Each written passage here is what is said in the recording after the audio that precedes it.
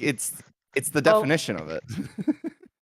You see, the reason that I'm like this is because I am just awesome, and like for everybody else, well, I can't Oh quite yeah, say the you're same. so but awesome. Yeah. yeah, right. See, you get Oh, it. You get it. You get it. Like I'm just the best. That guy. You can't even say it Um, without knowing that you're bullshitting me right now.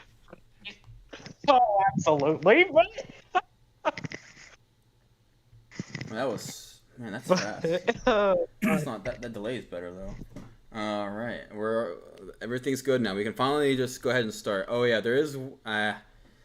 No, Are you sure? Yeah, there was one thing, but I didn't think about it until just now. But Momo brought up a good idea about doing a randomizer for picking who goes first. Just a certain order of everyone talking about the show. Okay, that's a good idea. Yeah, that is a good idea.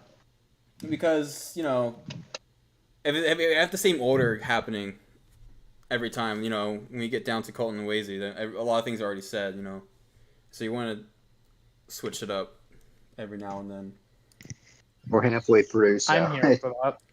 But instead of Google Chrome not responding. So instead of going, I'm just gonna randomly pick people. Okay, that's what I'm gonna do today. I don't have time for this. Oh. Wait, what? It's just, Oh. yeah. Thank you Wait, for what? taking my idea. I was making food, but I heard on my AirPods I could hear it all. I am Oh, back. Google Chrome. Oh, fuck you. Cam is just gonna put us on the spot. Just be like, you go. Yes. That's exactly. Yo, there's something go. happened to the stream again, Cam? Yeah, something happened to the stream. I can't even. Google Chrome is not responding. Should probably. Did I? Anyway. Okay, Yeah, so I've I'm seen gonna the share a chat, new link people. on Twitter. Oh yeah, I should do that. So retweet the quote that I'm about to. Wait. Yeah. Just let me know when you post it, and then I'll retweet it. All right. Let's. Before I do that, I'm gonna wait for this. All right. Okay. Now go back to that. I'm not even gonna open a new tab. Just go back to the tier list, please. Okay. I think we're good. All right. Then I'll tweet it. There, it's tweeted. Okay. To Cam Rock On. We're doing 3 episodes. Definitely now, today. We're going to try to get to 3.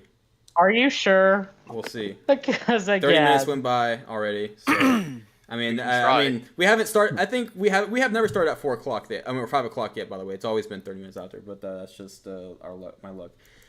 So the first episode, we're going to talk about Straight to Heart. Straight to Mid. Oh, I didn't know we started. Yes, Damn we're starting. right. Yeah, we've been live for a while, and now we're starting. Okay, well I thought your Wow. computer was still vomiting. Yeah, a little bit. Okay, just give me a second to pull up what the hell happens in Straight to Heart. You should already have that pulled up.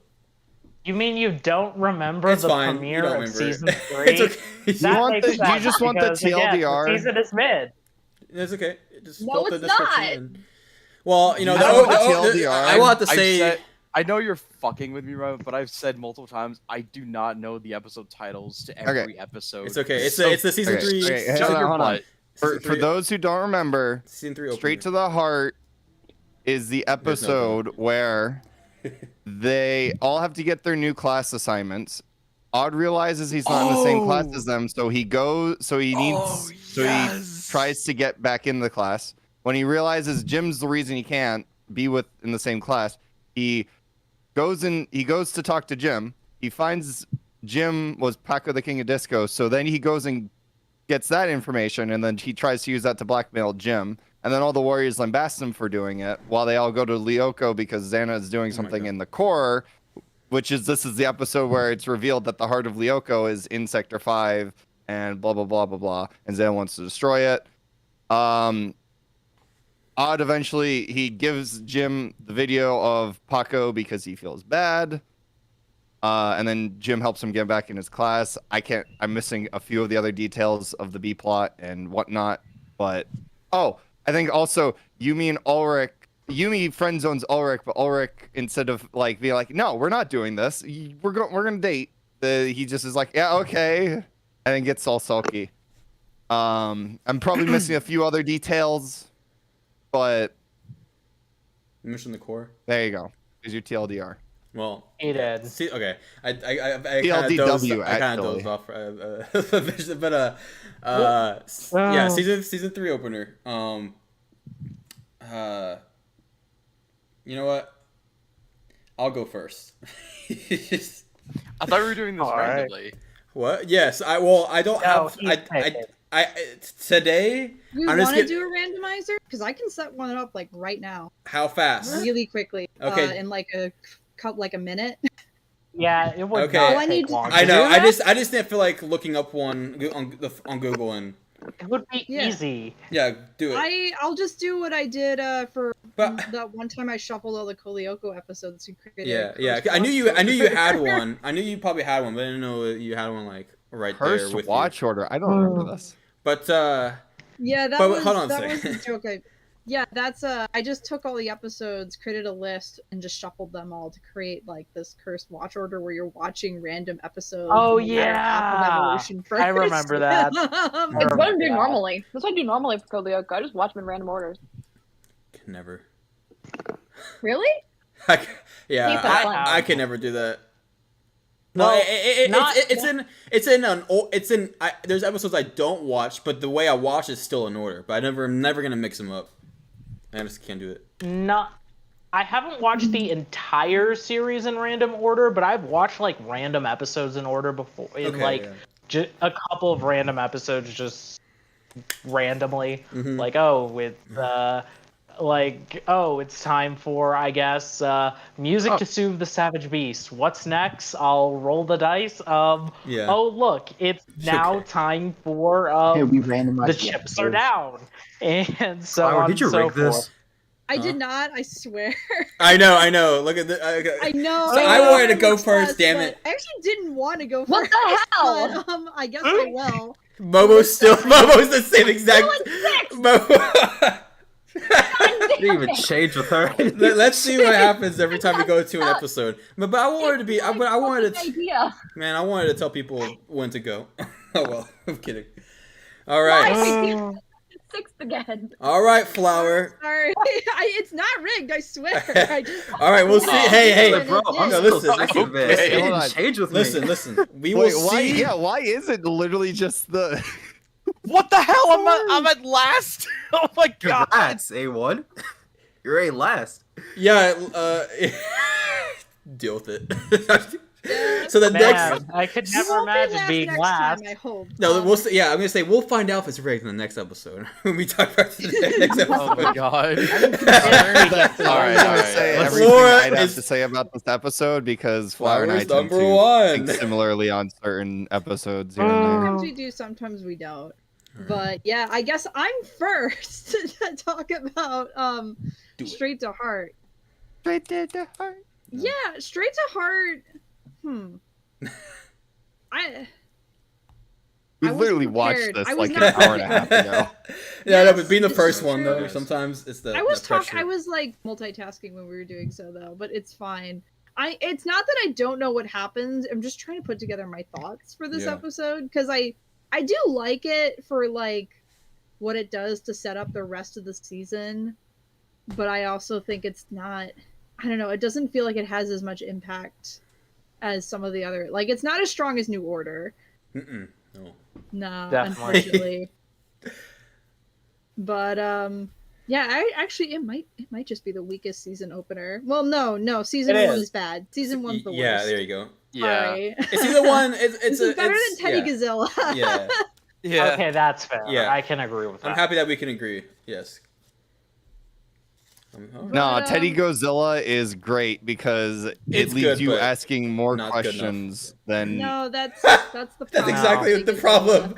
All right. Anyways, continue. Yeah, Straight to Heart. So we have some fun banter. Org and Odd come in after 2 weeks of being away, and they're like, you miss us? And they're like, nah, Xana hasn't attacked in like 2 weeks. You might as well have been gone for 3. It's just been quiet. Weird, huh? Yumi is just like, hey, Ulrich, let's talk about something. And then she gets interrupted. It's like, later. And, you know that feeling when someone wants to talk to you about something with someone serious, but then they Yes. can't tell you right away. So you just have this Yep. constant anxiety about what they want to talk about. It's infuriating. It is. It's annoying in this episode, too, because I just feel bad for Ulrich.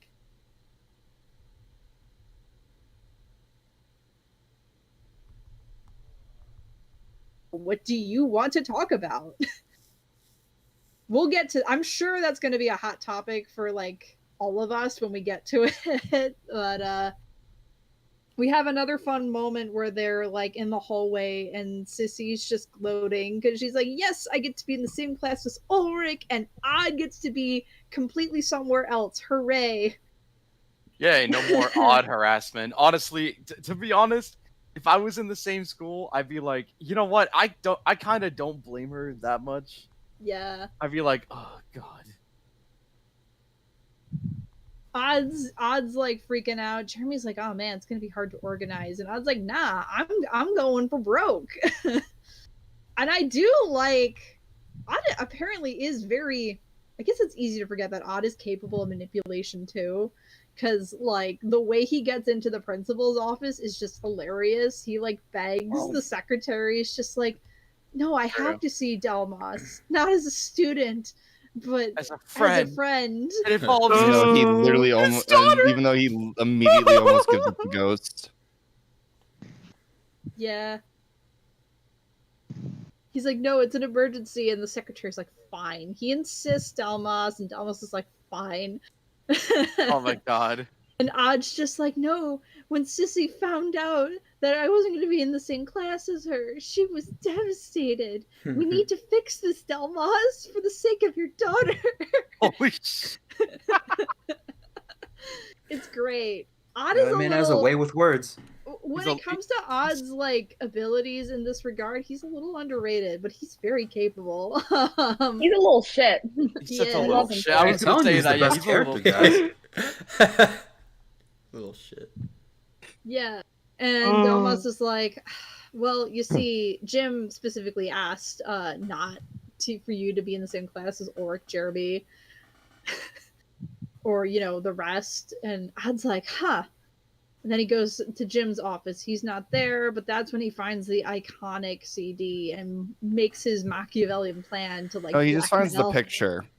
Oh, that's right. He He finds. burns the makes video the to the CD. CD after looking Right. it up on Jeremy's computer. That's right. Yep. It's it's not it's minor detail wrong, but it's fine. The point is he finds out about Paco the King of Disco, which is going to come up later, to great effect. Actually, it only comes up like once, right? Like or I twice. Like it remember- comes up this episode, and then I think It comes up a couple times Couple of throughout. times. William Yeah. returns. I don't remember really. Yeah. But William It does come up in William I Returns. just don't remember how. And Yeah, it's Final because round. it's a whole thing where Sissy round, took yeah. over the news group. She overheard Odd talking about the film to Yeah. his friends over lunch, and she's Mhm. like, "Hey, Cattig News, we're gonna make a story about this." And that's when Jim confronts him about it. Yep. Yeah, and then it has Right. the opposite effect where he actually loves the attention.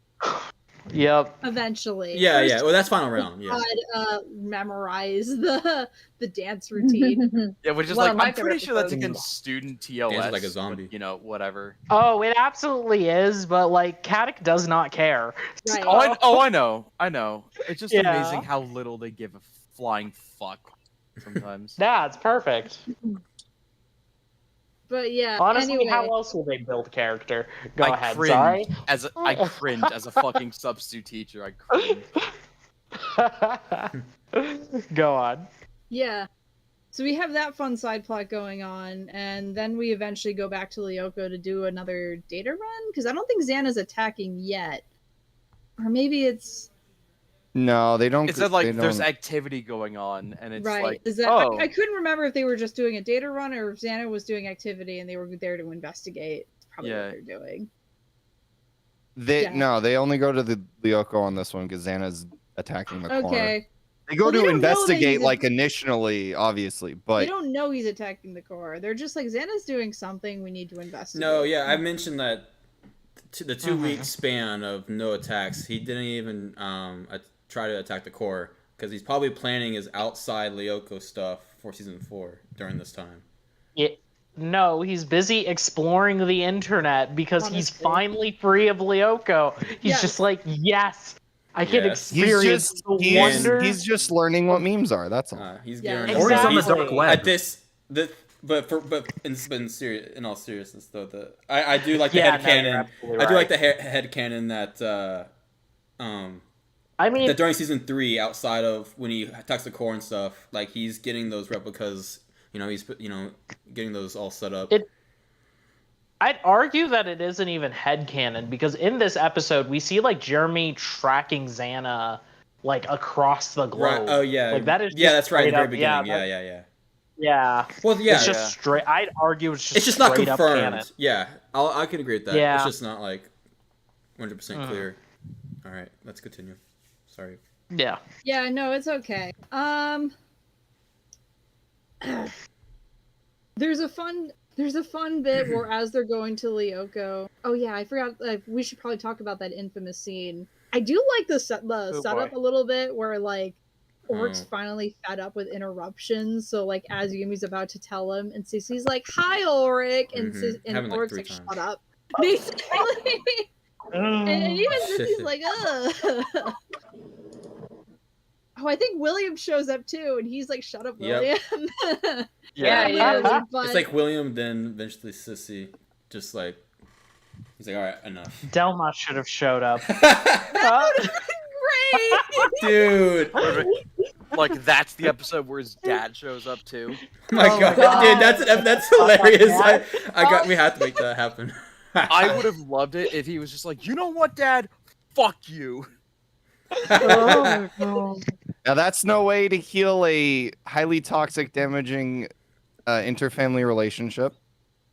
Really? Nonsense. No, You but don't even say fuck you. You just walk away. Come on. No, I Everybody just knows. like the idea of him, like, yelling at Delmas, and Delmas just first now Ulrich, what's going on here? Yeah. Yeah. But yeah, anyway, Yumi finally drops the news. She's like, you know what? I'm kind of tired of this back and forth. Let's just call it friends and stop the fighting. And I guess I'll say my piece here now before we get into this big debate that I'm anticipating. But I kind of respect what Yumi's trying to do here. She's just like, I'm tired of the fighting, but she's also not quite ready. She's not confident that if they try to do a relationship that it'll end well.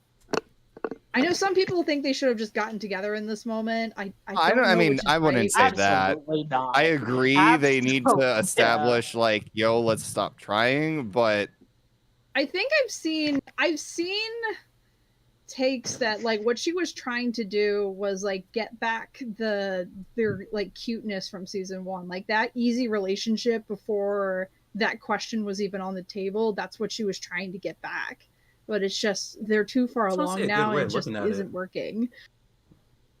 We know it doesn't ultimately work, but I'd also appreciate that the show is just being like, yeah, we're gonna like trim down on this tension. Also helps. except they don't. They immediate. Oh, They do a little literally bit. 2 episodes later. Literally not even 2 episodes later. They're like, back to business. No, next episode, We'll talk about that.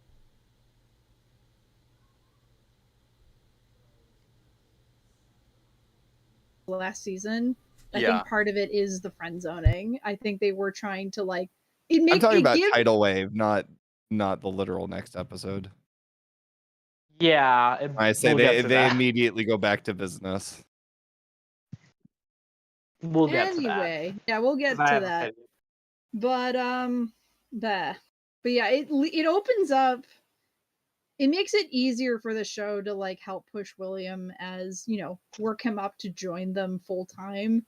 I know that we're not there yet, but I think next episode we'll probably talk more about that. But like, I do appreciate what the show's trying to do here. But at the same time, it's still muddy. these relationship drama is just never been the show's strong point. It's there, it fuels fandoms, but it's not perfect. Yeah, it really feels like every time like they take a step forward and it's like, yes, that's what we want. They take like 15 steps backwards, and it's not just season 3, it's every season Right. they do this. Yes. And it makes me Uh-huh. like, and this is the main issue with this show that I have. I love this show, but the biggest issue that's a problem with this show is that they do not communicate with fucking anything. And Okay, it just so and it Hey, that's kids. infuriates me. All right, I don't so get let it. me- No. I- No. No. I'm beyond agreeing them with you. I'm being agreeing kids. with you. But I need to. I literally came up with this analogy earlier on how the show treats the main, like, canon ships that it pushes. Aelita and Jeremy are sitting in a taxi, nice car ride. They're they maybe a couple speed bumps here and there, but overall it's pretty smooth most of the time. They have their moments where, it's bumpy. And then tied to the back of the car is Ulrich and Yumi's ship getting dragged through the mud as the whole show goes on. It's true. I'm trying to imagine where this is taking place at. I mean, It's in the woods outside the Hermitage. We'll take your word for it. Why do you think that trail looks like it's been fucking run over by a cart so much? Exactly. Xana did it.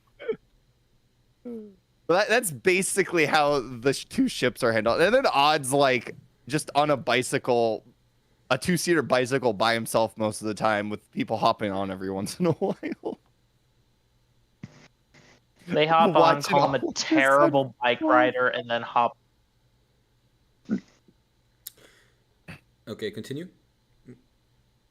Yeah, you were yeah, sorry, Flower. It's okay. Yeah, this, I don't know. I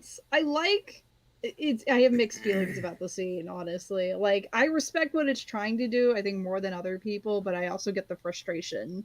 I think I was going to say, to add on to what Judge was saying about how the show just, every time they take a few steps forward, then they backpedal. I think part of the issue is just because the culture at the time for cartoons, or I guess media in general, is that as soon as they hook up, the show ends. Like, as though once they hook up, there's nothing interesting to talk about with the relationship anymore, which now I'd like to believe now that we don't have that delusion anymore, that yes, you can tell interesting stories even after they're hooked up, especially with Ulrich and Yumi. Of course they'd have drama even after they hook up. But Yeah. I mean, we could literally do an entire plot where Ulrich is jealous of how much attention William's getting, even though him and Yumi are dating. Like, they don't have to not be dating for that to still be a thing you can do. yes. Ulrich can Yeah. still be jealous. I wouldn't be a fan of a plotline like that at all. Oh. It would kind of make Ulrich unlikable to me if they did that. Some shit They just like make that. Ulrich into a worse William, and that's like, no thanks. What? I'll pass. No, what? I wouldn't say that, but it would make Ulrich like a little bit unlikable if they went we're that also direction. saying this with the implication that they wrote everything well, in which case they, like, you say it'd make him unlikable, but if you take it and make it a character development moment where Ulrich realizes, fuck, dude, I am like just always jealous of shit. I need to be better about this, and then he gets better about it. It's almost as if we've seen that Payoff. kind of lesson before in the show. Where Yup. I'm sorry, man. I'm sorry, but I'm just saying, like, that's exactly why, because we know the lesson, and Ulrich has been through that situation many times before, where you shouldn't be jealous, or you shouldn't be quick to assume that Yumi's hanging around or trying to get with other But this dudes is and called stuff. Lyoko, where half of the writing is held together by paper clips and bubble gum. The other half is pretty solid, though.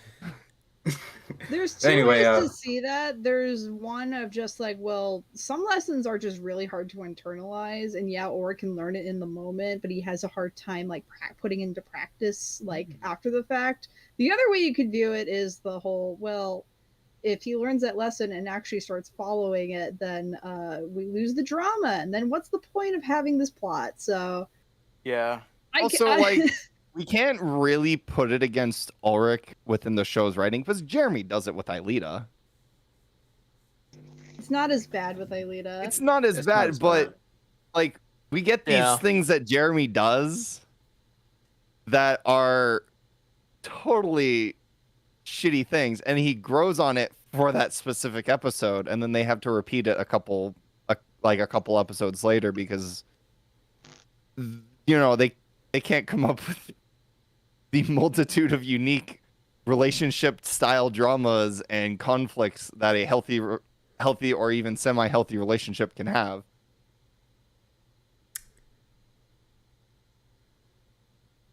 Unfortunately. But yeah, so in TLDR, I respect that the show's trying to like acknowledge its faulty like love drama plot with this and like try to dampen it a little bit, but also it's just they didn't do it very well. As we'll see in later episodes and in later scenes. But I will probably have more to say when other people say their piece on that specific moment. But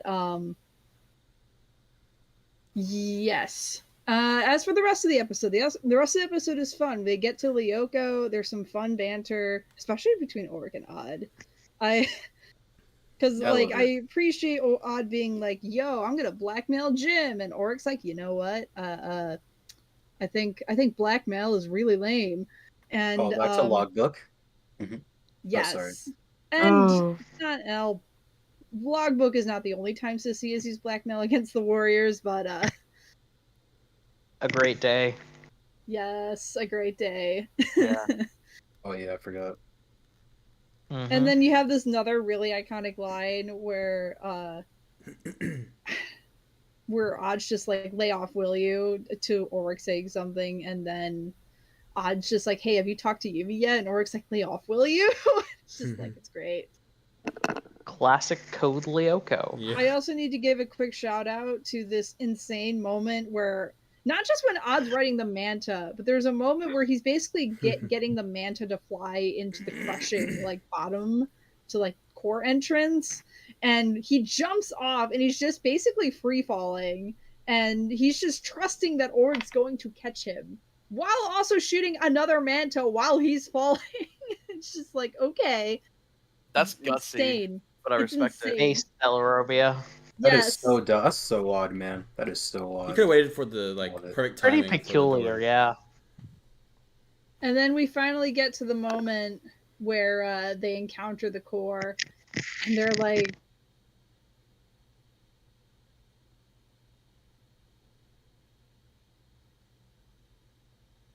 all the monsters, they all get down one by one. Aelita's the last one left, and then everyone's like, Jeremy's just like, "All right, cool, Aelita, time to fight them." And everyone's like, "Huh?"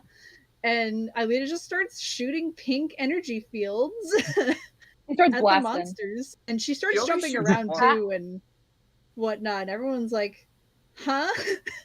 Jeremy's like, "Yeah, so now that she has her memory back, she has powers now too, just like everyone else." Then Aelita gets virtualized. And then everyone's like, wait, Aelita just got devirtualized. Wait. Uh-oh. For a moment, everyone wonders. Oh no. And then Aelita like comes out of the scanner just fine. And Jeremy's just like, "Do you realize you just gave me a heart attack?" So anyway, I started blasting. Yes. But yeah. Honestly, I love her for it. She's iconic for that. Yes. And yes, I think more happens, but I don't remember off the top of my head. They probably just talk about everything that went down. Oh no, wait, that's right. Odd finally goes back to Jim, and he's just like, "Yeah, so I'm sorry about blackmailing you. I'm not gonna do it." And then Jim's like, "You just want to be with your friends, huh?" And he's like, "Yeah, like boarding school's tough enough, but without your friends." And Jim's like, "Fine." And Odd gets to go back into the class, which means the animators don't have to put together separate separate scenes for Odd being in a different class when he gets summoned. Yeah. Smart. Oh.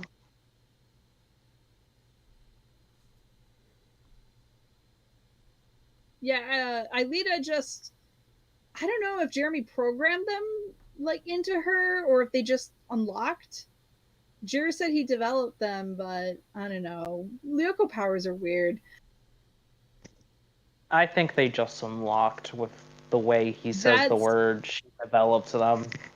Yeah, So- that makes sense. What? Probably because of the whole thing that happened at the end of season 2 with the Skipazoa. She kind of died. Lyoko kind of died too. It happened. It was just like a minor inconvenience, but it's okay. She's better now, and now she can shoot pink orbs from her hands. So it's cool. It's all good. What did you say about the develop though? Jeremy specifically says she developed these powers, Yeah, so I yeah. assume that she unlocked it rather Okay. than Jeremy gave it to her. Yeah, that's what I So thought. yeah, I just got But into the it was- casual tangent about the key. No, Yeah. you're good. I just had that Funny. real because I was like, when I heard Flower say that that Xana, what was it? He said something about like when she got her memories back, she was able to. It made it sound like maybe that was That something Xana is stole, which is an interesting thought, but. That is my headcanon that giving her memories back and Yeah. the keys to Lyoko back kind of unlocked that within her. Yeah. That's the way I possible. always took it. It's I think possible. I think Jeremy said that he gave that to her. No. No, We he watched the specifically episode. says she developed. Yeah. Yeah. Like she developed like so like over time. I mean, well, it had only been 2 weeks. Yeah. Since, around 2 weeks. Mhm.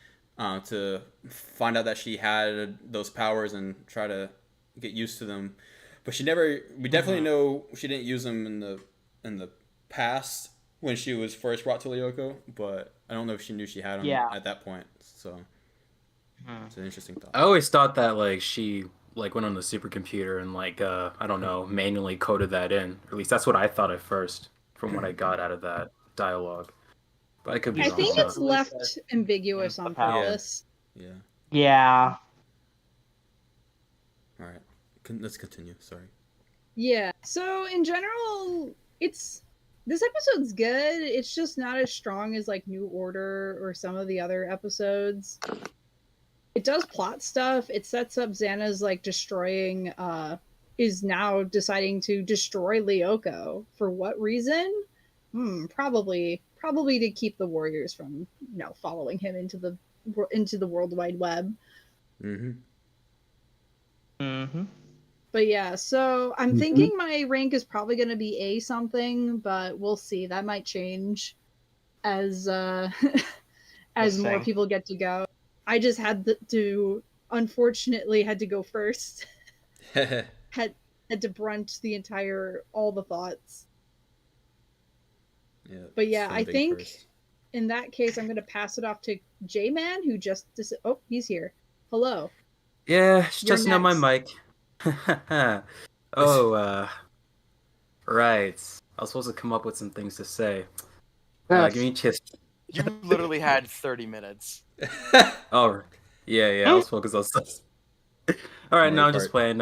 When it comes to Straight to Heart, even though I don't think it's quite as strong as New Order, I still think it's a really good start to season 3. I pretty much like everything about it. Like, you got the whole banter with Odd and Norik, I really did enjoy. I also did like that they played with the concept of, hey, what if next year the Lyoko Warriors aren't in the same class? How will their dynamic work between then? And I really liked how they tried to tackle something like that, even though they didn't end up in different classes in the end. I did like the idea that like the goofy thing of like Odd trying to blackmail Jim, in which I guess I may have missed this sort of thing, but I always try to ask myself, like, yo, how did Odd know that Jim was embarrassed with the whole Paco de Disco thing? Like, what if, like, I don't know how he figured that he was trying to keep that from everybody else. Or maybe, like, he manipulated him into, like, admitting it. I don't know. But either way, you have that. And I guess I'm going to go with the elephant in the room when it comes to the conversation Ulrich and Yumi had. I honestly respected Yumi for this. Like, at first, when I first watched this episode, like, years ago, I was like, come on, damn it. It's like, I really wanted these two to get together. Come on, hurry up. I kind of feel bad for Ulrich. But now looking at it from, like, I guess, like, an older adult point of view, yeah, I wanted 100% respect it. Because at the end of the day, if Ulrich and Yumi kept going at the pace that they were on when it comes to, hey, them going back and forth with each other when it comes to who's jealous, who's not. Ulrich stalking Yumi being pissed off with Ulrich hanging around with another girl. I felt like their relationship would have frankly went down the drain. It would have been flushed down the toilet if it kept going at that pace.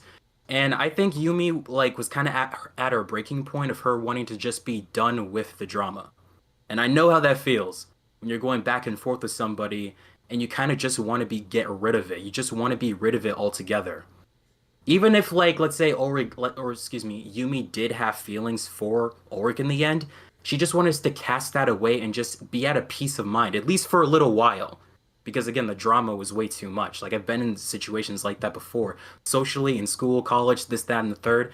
It's there are certain times where you just don't want to deal with that nonsense anymore and just want to be at a peace of mind. And that's why I respect her decision on this.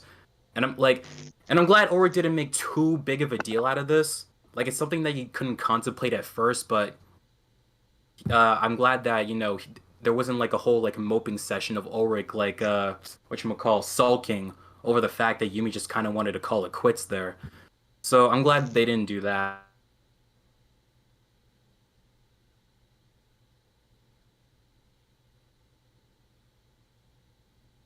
Episode that they introduced the core. I honestly like the design of it. Not even just that, but the entire room of the core Lyoko itself. I honestly think it has a really badass design. I like all the different let's say blocky elements of platforms that people can stand on and hop through and stuff. So I really did like that. I also did like Ulrich's little bit of him deflecting the lasers back at the creepers. I thought that was pretty badass as shit. So there is that. And there was another thing that I kind of laughed at first. There was a scene where Odd tried to let's say, be the cool guy and try hop over to push in the key in Sector 5. But as soon as he hopped, he had to claw his way on the side of the pillar thing. But Aelita effortlessly hopped into the top of the pillar. And I kind of was thinking, what if that was a callback to, forgot which episode this was, but the episode where she was doing these Olympic kangaroo hops in that mountain sector and shit like that. I was wondering if that was a callback to that, because Aelita in this series has showcased many times that she has excellent hops. Whenever she jumps, she's practically a kangaroo. She's the best, if she would be the best at platforming and future, let's say, mythical Code Lyoko video games and stuff. She would be the best at platforming and things of that nature. But overall, I think this episode it was pretty good. I really did enjoy this. Was really, really fun. I pretty much liked practically everything about it, especially with the idea of Odd trying to be the whole master manipulator in the end when it comes to the whole Jim situation, because he figured that Jim at the end is a really nice guy, despite the fact that he initially wanted him and the rest of his friends separated. He knows Jim has a heart, so all Odd had to do was to make a plan surrounding that. Just tackle Jim at his heartstrings, so where he'd be hey, school's kind of tough without your friends, and blackmailing's not my thing, so I'm sorry. And he figured that Jim would change his mind right then and there, and it's that's why he's the best character for me. It's he really has a way with words. It's Odd being himself, just being himself. And this is not something that everybody has. Him being himself can go, gets him really, really far. He can get a lot of the things that he wants just by being himself, just by, again, playing by his own rules and stuff. And that's one of the cool things about Odd as a character, and how he figured that out towards the end. But overall, I thought this episode was pretty nice. Yeah, it's on if I were to rate it, I would say it's I don't know if I want to quite put that on A. It's above average for me, so I guess I'll put it in A minus, or just, I guess, yeah, why not A? I think it's a really good start. I don't think it's as good as the New Order when it comes to let's say season starters and stuff, but I do think it's really good. I say I give it an A. All right. Before I go, I just want to comment on because I was gonna bring up that too at the very end. Yeah. I was gonna mention I do like that he came to his senses. I do feel like it's genuine But at the same time, the thought did come to me where I'm like, well, it could have been also part of his plan to see if Jim changed his mind, have a change of heart. But I do think, realistically, I think it was genuine about that blackmailing was just wasn't the right thing to do. Mm-hmm. But yeah, I could see why I'm very hard pressed to be convinced at all that by the end of the episode, Odd was like, "Oh, I just need to do the right thing, and Jim will put me in my class with my friends." No, he's just, it's not worth the trouble. I'm not gonna get back in class with friends. I should just do the right thing and apologize to Jim for trying to blackmail him, because as Ulrich and the rest of them pointed out, it's not cool and not the right thing to do. So I'm gonna do the right thing. Sorry, Jim. And then Jim's like, so you did all that, and then Jim's a nice, great guy. He's a good teacher, and he's like, I get why he did it. I would have done the same thing. So you know what? Hey, he throws him a bone. Odd never meant to get back in his class by that point, but Jim's not a shitty person. And he recognized, he asked the question, I would have done the same thing too. So Yeah, he was like, "Did you do this because you want to be in the same class with your friends?" Like, yeah, I mean, it's already, I forgot what he answered with. Like, it's already hard enough, something like that. And Jim felt for him. Yeah, but I mean, we're at least Odd, kind of tried to see what, it wasn't the best option, but like, I'm sure like if he tried begging Jim, that probably wouldn't work, because you'll have an episode later where. Well, I mean, I guess that's kind of different. I was gonna say one with Jim and Ulrich, but I don't think it would have. I don't think like begging Jim would have like changed his mind, but with Odd, but he saw that, he went through some certain measures to change that, but I think it was genuine. I personally largely disagree with the take of it being Odd being himself. While yes, that is true to a degree, him being himself was more so the blackmailing. That's what he thought was the best option to do in the first place. But it was after his friends were like, actually, the blackmail kind of sucks. Odd, like that's kind of terrible. It wasn't necessarily just for the blackmailing. It was also the conversation he was having with that teacher assistant or something in the principal's office and stuff. Like him, like actually getting an appointment with Delmas. I also thought like, yeah, Odd was just being himself. Like it's his, unique words, his unique personality, and his presence that got him into the appointment. I mean, I'd say that. I mean, yes, Odd basically trying to manipulate. I mean, Odd kind of manipulates his way into a meeting with Delmas, which is in line with the blackmail in and of itself, because he's outright lying about like, hey, I need to see Delmas man to man about this thing that's happening with Sissy. Oh no, Yeah. Yeah, like it's a matter of he's trying to worm his way through the situation. He's trying to like that's not well. Okay, no, him getting the meeting with Delmas is less like straight up bad and evil and more just kind of like, okay, Odd, sure, but what's it? It's lying, but it's not like I wouldn't condemn him for it. Unlike the blackmailing.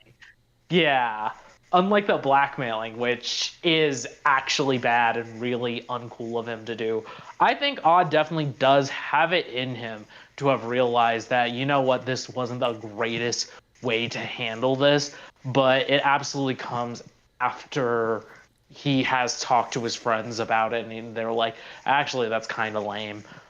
Because it's within the Lyoko, and it's just another thing of they're kids. It is within the Lyoko Warriors to kind of treat people terribly.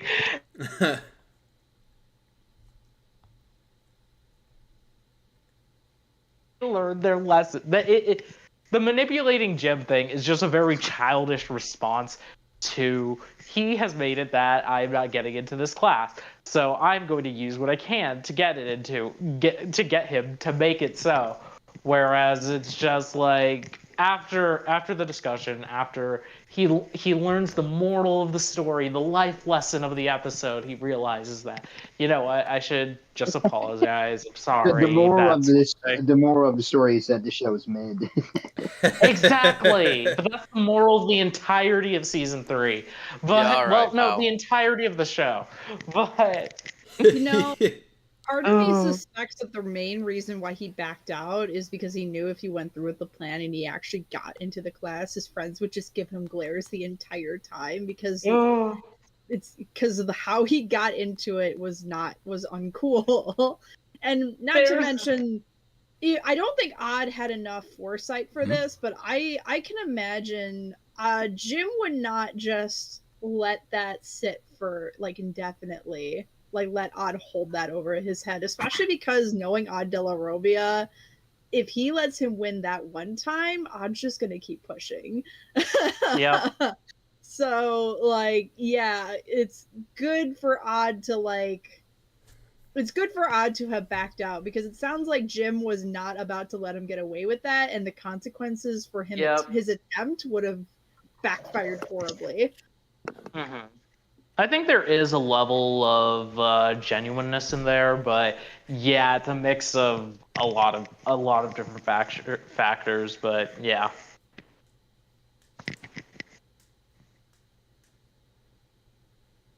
Oh shoot. What happened? Where are we? Were you not paying attention? No, we're talking about the blackmailing Jim. Yeah. It just got quiet. And I was like, what was the last? I didn't hear the last thing that was said. All right. Are we done with that though? I mean, I finished my turn. I know. I was the one who wanted to continue that a little bit, but yeah. Okay. I think a few of us comment, but yeah. Yeah. Oh yeah, like no one. Before you go, I'll say no one mentioned the fact that Hiroki now goes to Katak and stuff, and like Yumi's like trying to not be right. Yeah, I forgot about that too. I didn't even write that. I didn't even care to write that in my notes. I totally forgot that it was one scene of that. Oh yeah, and we get introduced to Johnny. Johnny as well. Yep. Yeah, kill me. Okay. Flower, do the line. What the heck? When I see Johnny, I just get reminded of that one season 4 episode. Nice. With Ulrich, and it's like, oh yeah, we'll get there when we get there. turn the love. Ew. Wait, that's right. This episode turns the love quadrangle into a love quintangle. Let's go. Or a love quintagon. I love pentagon. Yeah, I love pentagon. There you go. You just stopped talking. You're like, wait, did you just say trapezoid? Because that's still 4 I know it is. I just want. I know. Actually. I know it's 4 sides. I don't know. I just feel like saying it. Oh god. That's just all that was funny. All right, now I can start my share. Good. Season 3 opener. And I'm not joking when I say this. It's mid. Damn right. So it's not the weakest, but it is the weaker opener. But I don't dislike it. It's just not. I just don't care all that much. So the only thing good it has going for the episode is the introduction of the core, in my opinion, which isn't. I do think is important. That's something that is shown in the opener. But from the get go, from the beginning. I have got a grin on my face, and then you get, I think, a little bit of talk in the factory. 2 minutes in, you hear the music change, and it's that bad, dramatic music that cues, and I'm like, oh great, here we go, and it's that's the Yumi and Oric exchange, and I was just ready. I kind of forgot that was gonna happen. I just thought it was a little funny that. Well, first of all, I feel like they do a good job with the changing the music as a part of. I think that's kind of comedic, in my opinion. it just automatically like shifts, and just the whole mood of the scene changes, and I think it was kind of funny. But I'm just like, okay, here we go. What's gonna happen now? Because I kind of forgot. And she pulls him aside. And is like, I got something to tell you. And immediately, she gets interrupted like only 2 seconds in the conversation by Oz saying, "Come on, are you coming?" He's like, "I'll be right there." And it's like, you know what? I'll tell you later. I'm like, are you kidding me? Yes. And then that happens 2 more times throughout the episode. And I'm like, why can't you just go separately without him? Break the news to Auric and let him cope for throughout the rest of the episode. So I just thought it was a little because I don't mind like I can agree that what Yumi wanted to say to Auric is, I agree with that. I just like the way it had to happen. I'm like, oh my god, it's so annoying. Because you have William interrupt, and then you have Sissy interrupt, but he just like straight up walks out into the courtyard. Let's see. This is for Dylan. They have a very cool elevator shot. Where they have like the elevator going like super fast. I'll have to get the timestamp for you later, but I just thought of you. In this episode? Yeah, this episode. It was pretty cool. There are some like they have some of those like little points in like little scenes, little animations throughout this episode where it's kind of like, okay, they're using some of that budget. But that cool. That was a. Even though the elevator is a 3D. Even though the elevator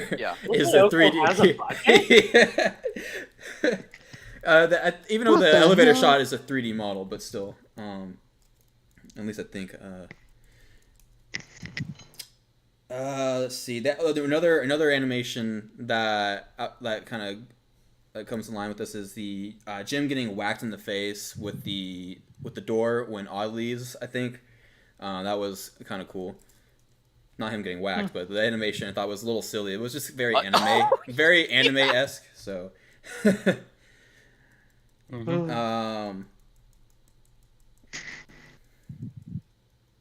I think this has to be okay. I have on my notes here that someone says, "I'll head for the spear," and then dies. That obviously has to be Yumi. I don't know why else I would put that in my notes. I haven't even seen that part, but I know for a fact it's Yumi somehow. Yeah, because I think I want to make a meme out of it, but it's got to be her. I don't know why else I would put it here. What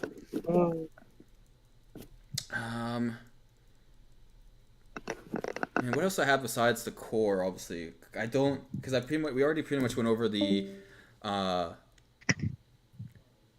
Momo. We went over the dramatic thing with Yumi and Auric. We already talked about the core, so I mean that's pretty much my main things. Besides the little cute animations, and also the ending. I like the another interesting animation with the 3D ending of the pan showing Jim's door. That was another budget moment.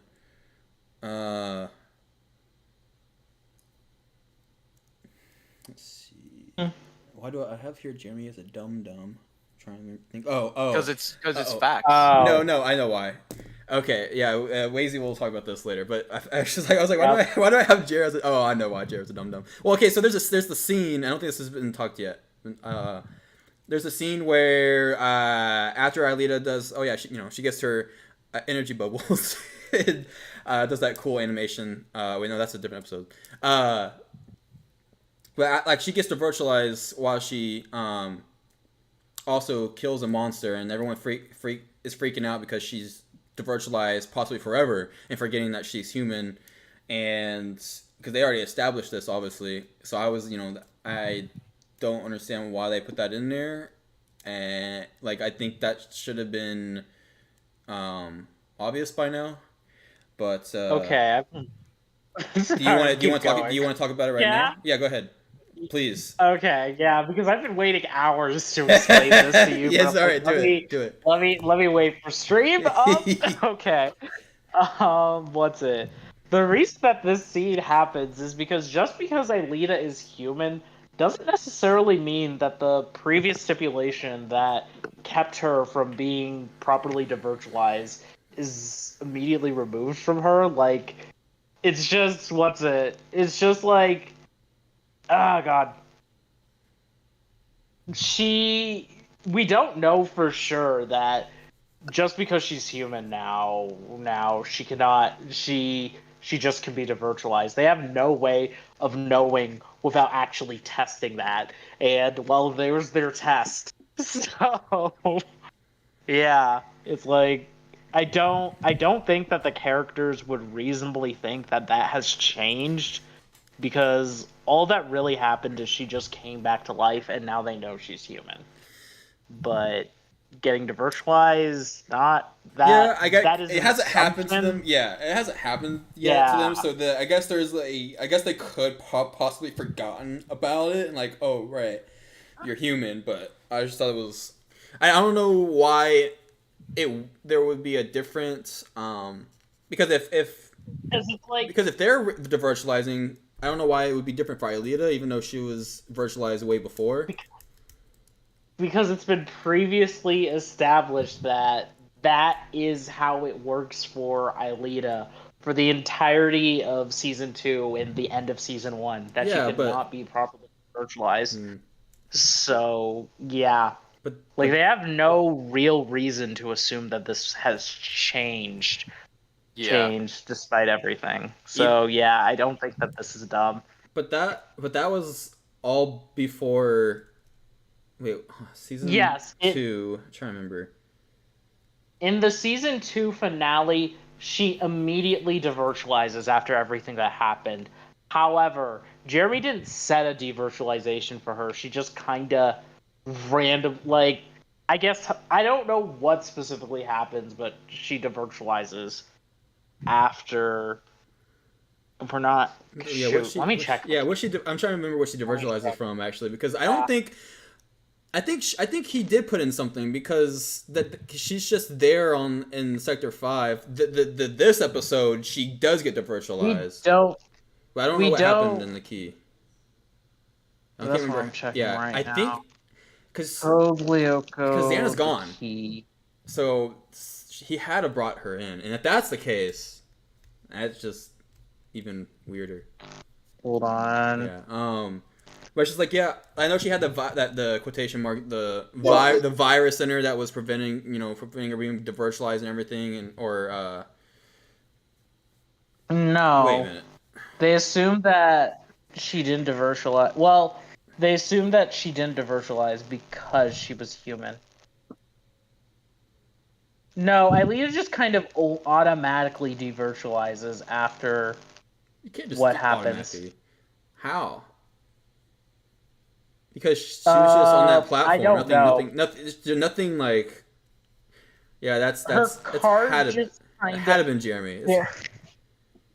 Nah. How? That doesn't make any sense. I don't know. It's very weird. It's not very clear what happens, but I kind of assume, because it's immediately after she gets her memories back, and they're all just kind of watching in awe at what happens. Yeah.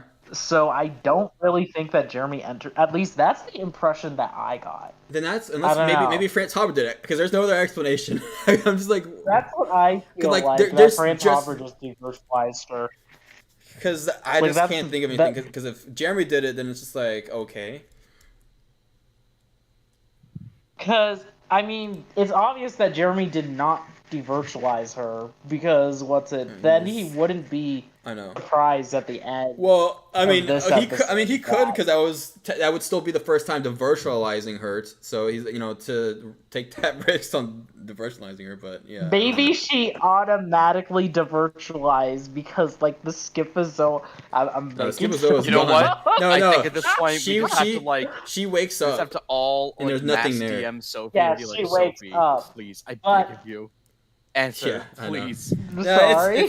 I don't know. It's yeah. It's only less than an episode with The fact that 2 minutes of episode leads to this 30-minute discussion. Hey man, how something works is really telling. Yes, I thought it was because I thought it was stupid. I thought it was like I'm like And no, this isn't just a season 3 problem. This is a Code Lyoko problem. Yeah, it is a Lyoko problem. Yes, it is. It's why it's mid, but thanks for pointing it out, Jeremy Jordan. isn't touching the keyboard. Jeremy isn't touching the keyboard. He wasn't touching the keyboard. When, I think I remember that. Yeah. It's just because I'm looking at the episode right now. Jeremy isn't touching the keyboard, which he devirtualizes in the key. Mm-hmm. So, like, I feel like it's an automatic thing. That is the impression I got. It's just it's never happened ever. Besides that, yeah. So it's like I can't see it being automatic devirtualization unless it was France. But yeah, just I guess forgetting. I'll accept it under the condition of them forgetting, because it had only been because literally the last mission was the key. I feel like that this is I don't know. I feel like given the context, it makes sense that they would assume, oh my god, did like Lita just die? Because like again, you have all of season 2 and then the end of season 1, it just makes the most sense. I know, but there was reasonings during season 1 and 2 of why. And if you want to go even further, this is also the show establishing that, yes, Aelita can be devirtualized now. Yeah, that's pretty much... I feel like it was also the writers saying, recapping and being like, hey. But that's pretty much all for me. Actually, I have one question for y'all about it. When Odd is controlling the Manta, and just talking about not noticing about the core room before, because I feel like Jeremy should be able to scan the whole like Sector 5, have like all like I would think all the rooms like he does with the sectors, but the other sectors, but I mean, Sector 5 is a labyrinth though, and it changes every time they go there. Well, except for the core. Core's always in one place. Yeah, but hello. Essentially generate a complex map of the entire core area, Sector 5. He only knows it eventually when Xana attacks it and finds that they're attacking a certain spot that they haven't been before. So I just thought it was interesting. And then like you have the bottom, right? The bottom on the exterior. I feel like they should be able to hear the noise of that door opening and closing. But that is a thought that I'm like, they must have had to hear that every time they're outside of the Sector 5. It's just a thought. But I'm just like thinking of loopholes.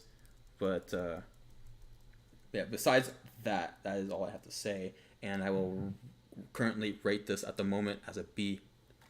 Who's next? Colton, I think, is next. All right, Colton. Gosh, where's Momo at? Shadow Realm. She said BRB. Just go. Shadow Realm? Yeah.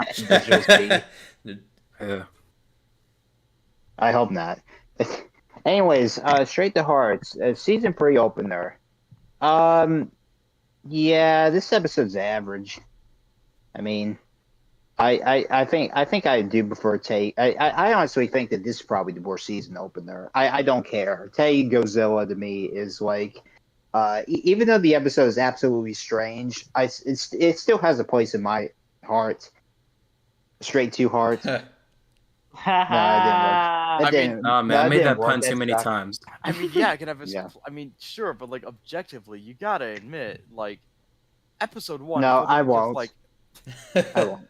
okay, Sorry. well then, audience, you can all tell. Well, And that's all I he's see trying to say. audience. We playing Millionaire now? Alright, anyways. So, gee, where do I start with this? I guess from the beginning. If you want. So, Xander's taking a break from attacking. Jeremy's obviously just paranoid about it. He's like, oh my god, Xander has not done anything for 2 months. That's weird. I noticed at the beginning of the episode that, like, Aliyah and Yumi are on the, in the factory playing Go with one another, and I find that to be kind of cool, that they're just hanging out. I wonder if Aliyah knows the rules of Go, or like Yumi taught her or something like that. I thought that was pretty cool anyways. Although the main problem with the episode is like, so obviously we find out that Odd is going to be in different classes than Ulrich, Ilea, and Jeremy because Jim. But I don't know, is it ever established the reason why Jim separated them? I mean, it's not hard to figure out Yeah. why. He's Yeah. paranoid. Yeah. He's Well, been, I'm he's dumb. been So Shenanigans. so please Season clue me 1. in. I mean, because the show never 100% like directly addresses this, but Jeremy Belpois, Auric Stern, and Odd De La Robbia have all been like kind of associated as a gang of troublemakers. Mhm.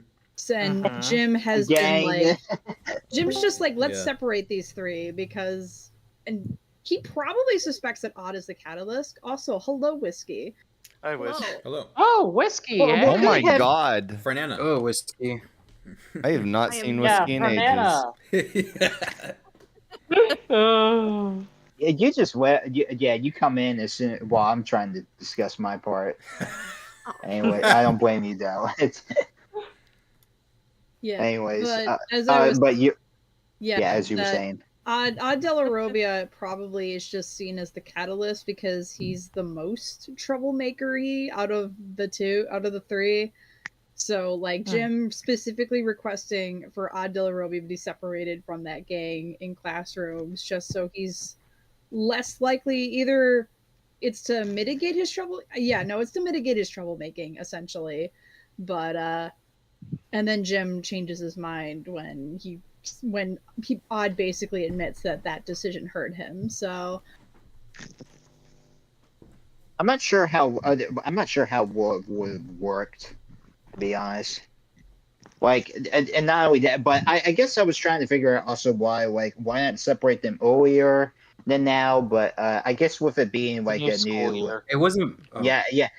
That's why I figured it was a new school year, and so I figured, okay, well, now they're probably doing it just for the heck of it. So they've been wanting to do this for a while. in order them doing it like in the middle of the school year would have those three would have had to do something especially bad for them to be like, yeah, we're gonna transfer someone mid-semester to another class. They have. Wait, so wouldn't that be complicated to But they do never from like remembered. an Yes. academic, Yes, from a it would. curriculum Yes. standpoint? Yeah. It would. Yeah. Anyway, yes. Anyways, so I'll get to the Oric and Yumi stuff in just a second, but we got to talk about Hiroki and Johnny real quick. Do we have to? Yeah, we have to. They're Yes, we important, do. damn it. Johnny is one of the most important characters in the entire show. Everyone knows it. Johnny. Yes, it's Johnny time. Okay, but Johnny in all Test. seriousness, I do like Johnny personally. I think he's a good character, honestly. He's only in Hiroki. like 3 episodes though, is Yeah, the but thing. So, Yeah. well, that's Technically, more my than bad. Theo. That's more than Theo, and he Was he deserved that. really? Theo is technically in a lot of episodes. Well, yeah, but He just has is zero not as speaking important as he- lines. yeah. That's sorry. Oh. I think Johnny had. I think he has more than 3 though. I thought he has a lot in season 4 than season 3. Yeah. But He's more of a prevalent character in season 4 than he is in season 3. he continue, Colton, Okay. or else. So yeah. So they. Wow. I know. It says like. Yeah, like Yumi was complaining to Hiroki, like, oh, just because you're in junior high now. Like, does that like I don't know what the grades go up with in CAG Academy. Like, but I don't know. Why did my brain decide that like Hiroki always went to CAG before this? But then I realized, well, no, he wasn't even in season 1, allegedly. So The fan theory. Anyway. Yeah. he's adopted. Okay, no, we don't know. Oh no, God. that's not a fan theory. No, it's not. Okay, God, I'll quickly explain the fan theory I've seen for Hiroki over the years. That essentially, Takeo cheated. That is the reason why him and Akiko that's even are worse. fighting Oh my and God. laughing fit. and like years ago, and Hiroki was the product of that cheating, and they just found out about him in Laughing Fit. That's why they're fighting. That's why she's like, get out. Oh, that's why. Oh, That's why Yumi fucked didn't up. quite understand it. And but eventually they worked it out, and now he lives here in season 2. It is a wild fan theory, but one that I've kind of always really liked because it makes a lot of sense. But makes sense. Yeah, That's but super dark. Fucked up, but like it's wow. it's messed up. But it makes sense, and Yeah, Jesus. wow. Oh, but yeah, sorry. Continue. So eventually, like, so we see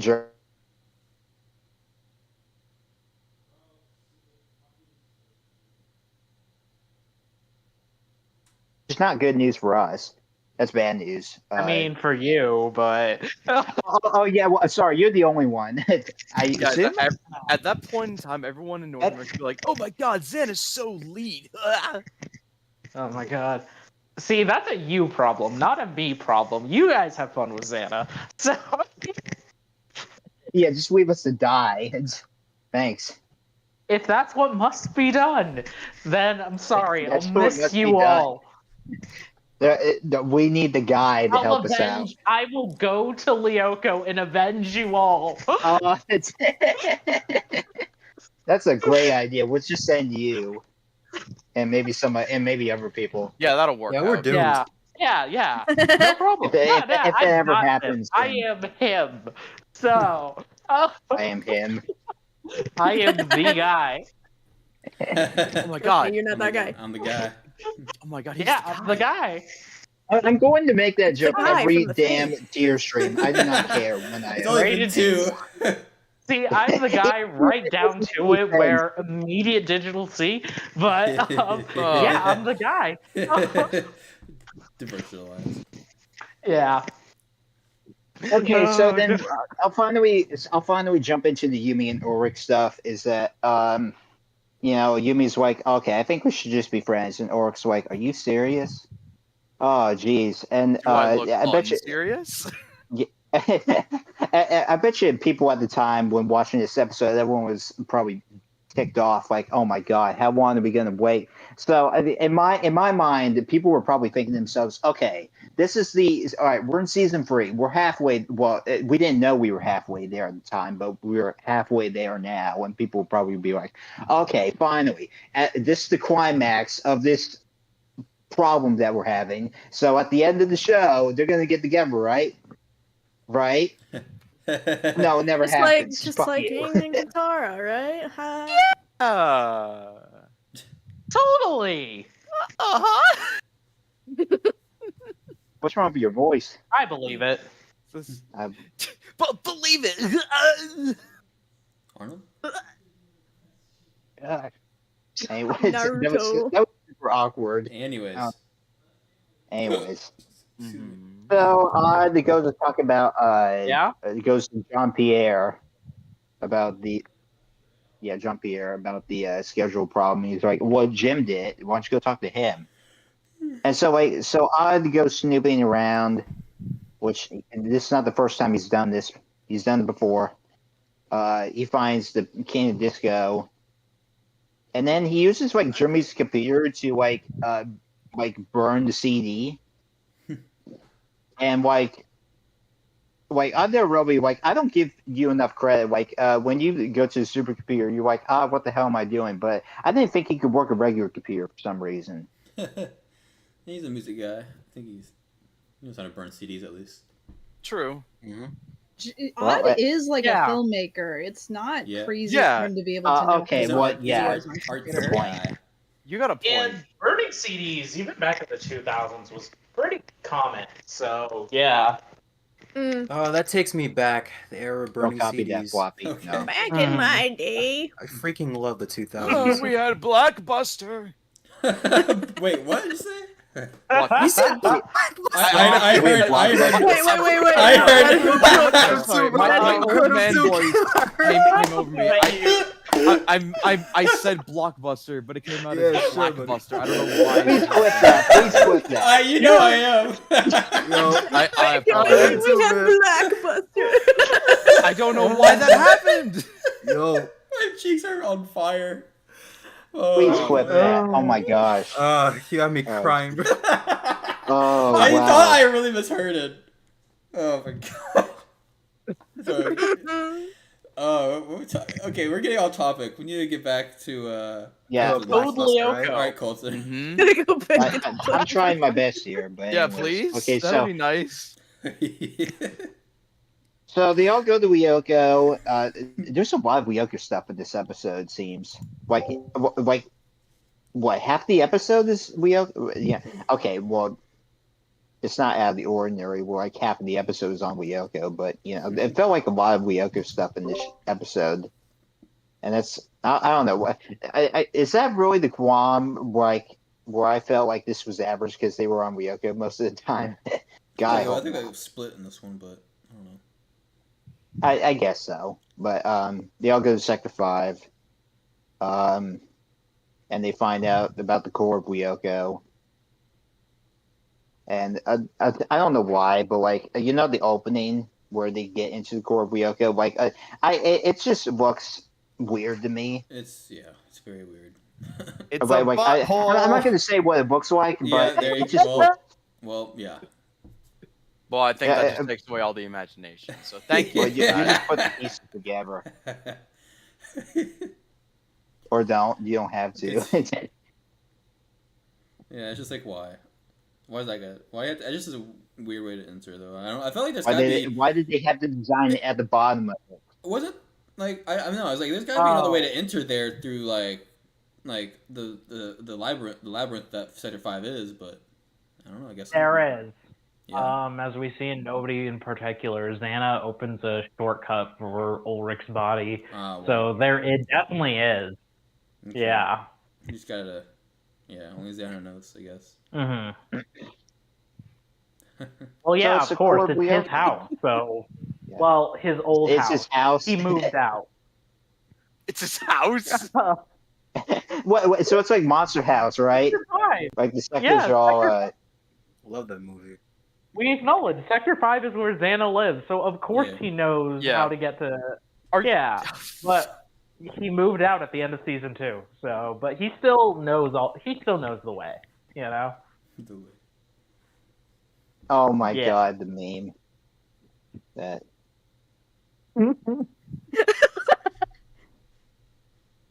We had Blackbuster and Haleywood. That's Jesus. so. Everyone's protecting the core of Lyoko, and then surprise, surprise, Aaliyah now has powers. Congratulations, you are no longer Aaliyah. You are no longer Kyrie. Without, some people might get that. Who cares? You trying to trigger somebody? A camera, Good job. maybe. Yeah, good. You've been more useful than Kyrie since the beginning of the show. You know what? He's got a point. What does Kyrie do other than get kidnapped and fight for like 5 minutes? Oh, nothing. Hey. That's right. I mean, technically, in the He first ran from Heartless. I mean, let's not deviate from this too much. Yeah. I'm sorry. can I'm you- sorry. I have a fierce Oh. hate. I'm sorry. I'm not Man, apologizing. he has a Anyways, it's so eventually everything's settled. Yeah, and we also Aaliyah died. Well, she didn't die really. She got the virtualized, and no one figured that. Everyone was like, "Oh, yeah, Aaliyah can use powers now." Wait a minute, did Aaliyah just die on us? And then one goes downstairs checking. Jeremy's like freaking out, like, "Oh, you almost gave me a heart attack." Well, Not dead. Yeah. they partly immediately go check because the scanner buffer loaded Aelita, and Jeremy's like, "What is the scanner doing?" So he doesn't even know until he goes down there and to be like, "What the hell's going on?" Yeah, he just assumes she's fucking dead. Yeah. Well, not immediately. He is more worried about, Oh, there is this one part where they're in Sector 5 and like Ulrich like throws his sword and then it comes back like a boomerang, like one of Yumi's fans. And I'm wondering how the hell it did that. Yeah. Yes, just yes. That's how it did. Yeah. I don't remember that. Don't worry about it.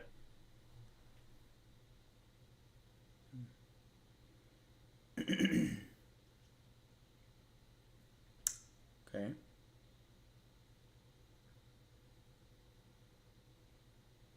Never mind. Okay, so everything's No, no, fine now. Uh-huh. And I goes to talk to Jim, and he's like, "Listen, I was upset about the whole, separating us."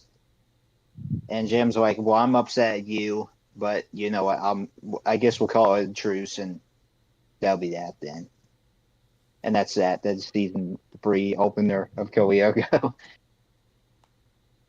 Average.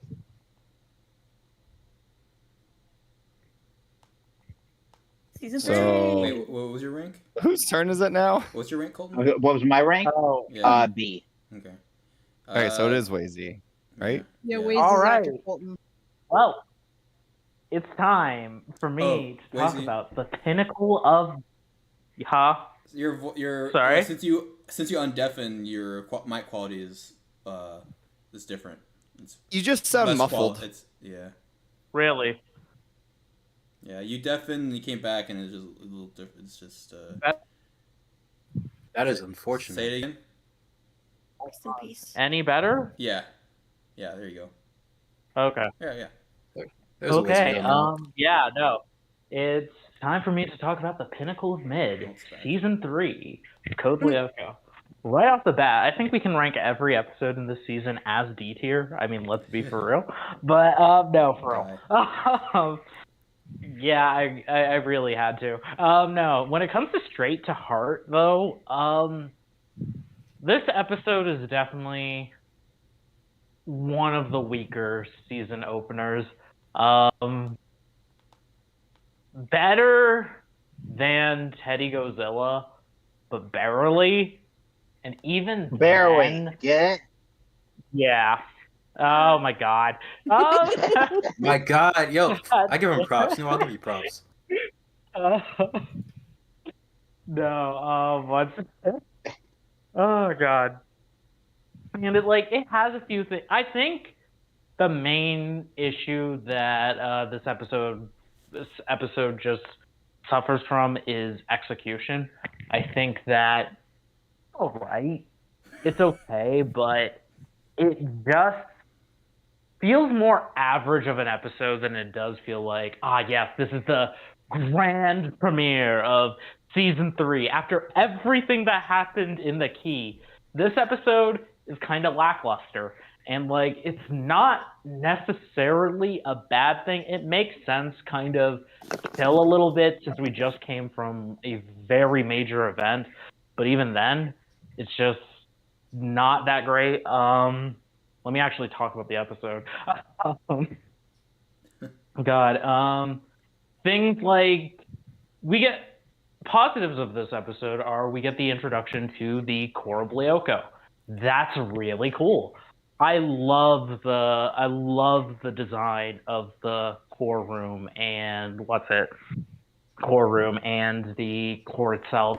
J-Man talked a bit about that, but it's really cool. It's even now after we've discovered all of the mysteries of Sector 5 in Season 2, there's even more to discover, because I talked a lot about that when it came to the key and the finality of that.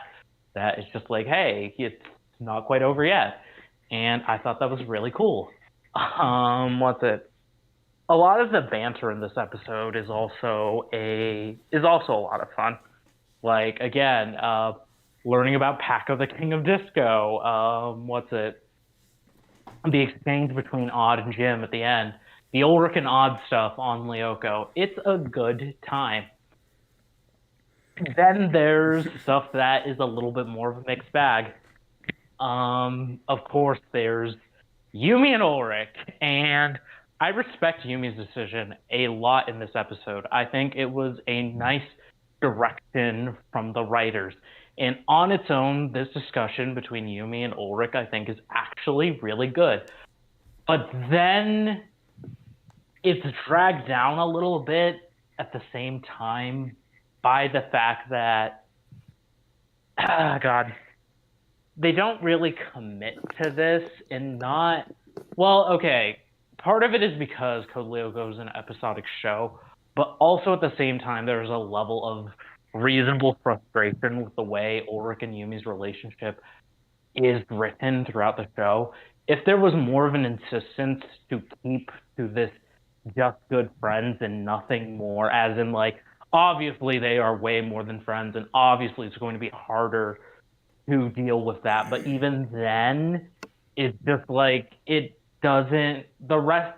I know I'm supposed to be judging the episode by itself, but I feel like this being such a specific moment for Ulrich and Yumi's development, and the fact that it isn't really followed up on, kind of drags the episode itself down a little bit as well. The Ulrich and sorry, not the Ulrich. The Odd and Jim subplot it's okay, but it's just, I don't know. I feel like we've had better dynamics and better conflicts between characters in this, and I feel like Odd being left out of his class is something that I feel like they could have done a little bit more with. Than, even though I love the introduction of Paco, I do like the ending between Odd and Jim. It's just, I don't know. I'm not crazy about the direction of, I'm not crazy about the I'm gonna blackmail Jim plot. Like, it has a resolution, but it has a resolution and one I like, but it's just like, we really took a major leap here. And I don't know. It's just, for this episode, it's just not as strong of a season opener. It has some things I like, and a lot of things that are just okay. So I think that it's just not a great episode. Not terrible, but not great either. So I think leaving it at a B is where I would go with it. Yeah. All right. Hello. Dylan? Oops, I'm in the wrong chat. Wait, Momo not here anymore? Momo she said she'll be back, but she gave it a rank. Shadow. She didn't say where it's she my went. turn. We should mention her, or you can yeah, go ahead. I mean, I'll go. Yeah, you can go ahead and while we go ahead wait and share. for her to get back. Yeah. I mean, I don't really have a lot of contentions with what most of everyone said. I think it's a good episode. Obviously, not the best episode in Code Lyoko. Not every one of them get to be a ghost channel or a new order or the. But you know, I think it sort of introduces a lot of stuff that, while make a lot of sense, like, oh, the core of Lyoko. Lyoko has a heart in a sense, and you know, this is the center of everything that happens, and the reason Lyoko exists. Like, it makes a lot of sense. I can't really complain about it. You know, it would have been nice if maybe it was hinted at a little bit in season 2, like, you know, we do get this. There's more to Sector 5 than the Warriors realize with the Sector 5 tower and everything, but you know, it just kind of feels like we need a new reason for Xana to give a shit about coming back to Lyoko, aside from trying to destroy the computer, which, I mean, I guess technically, you know, and I kind of like that there really isn't a Xana attack this episode, aside from him attacking the core of Lyoko. So we don't really have, like, we don't have Xana participating in the B plot in some way, which is certainly different from what the entire show's basically done up till now, where Xana kind of interjects into the B plot at some point. Some episodes a lot more than others. But more often than not, he at least gets himself involved in some small way. Yeah, I mean, I think we've already talked enough about the Ulrich Yumi dialogue. It's a good moment, but like Wazy said, the show doesn't commit to it. The writers just it's in there, and then they immediately 2 episodes later sort of get back into this cutesy romantic moments, and the tension's maybe not as there, but they keep pushing the ship when what they needed to do was say this, we need to be friends, and then tone back pushing the ship in the narrative of the show. I'm not saying get rid of it, but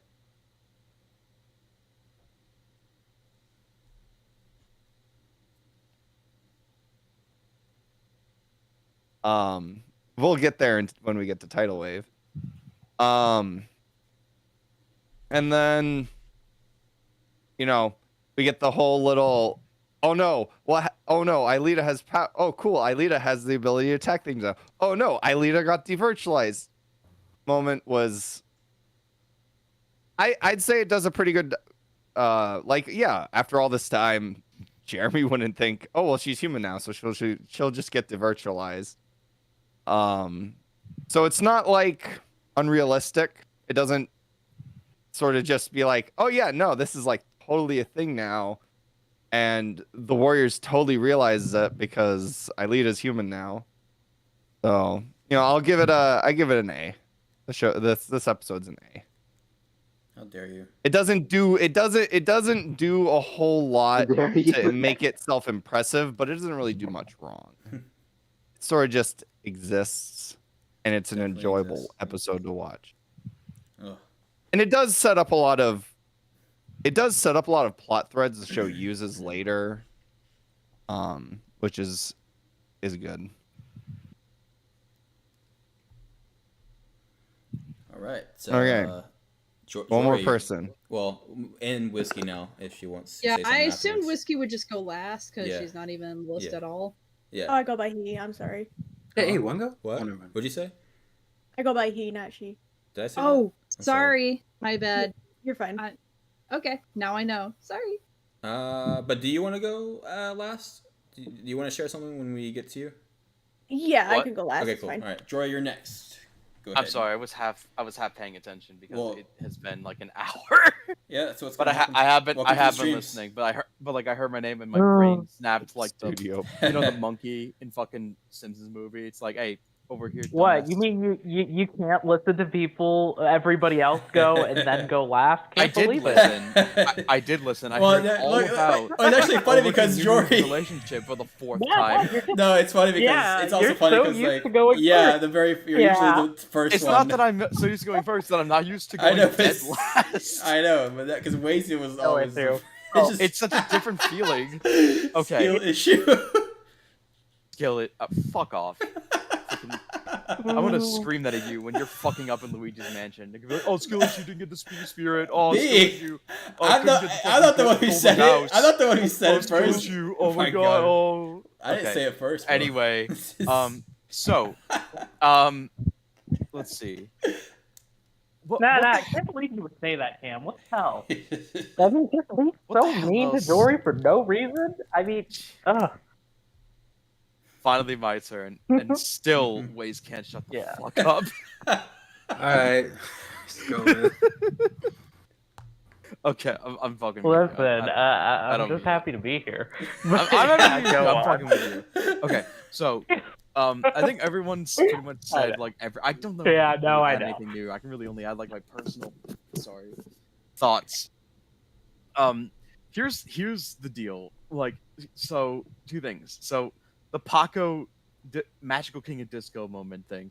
Genuinely, I love that shit. Like the voice acting from Matthew, for Odd, is like so good when he's burning the CD, especially the part where he's like, "You're not put out the dance floor, and we're gonna burn this on a little CD." I love his delivery for that. It always gives me such joy. It's just It's that like childlike wonder and like joy that like Odd just exhibits in his day-to-day life. Like even after it's been like 2 months after the deletion of, or after, not deletion of Lyoko, but like the death of Aelita and her resurrection, and then Xana literally just escaping the supercomputer and everything.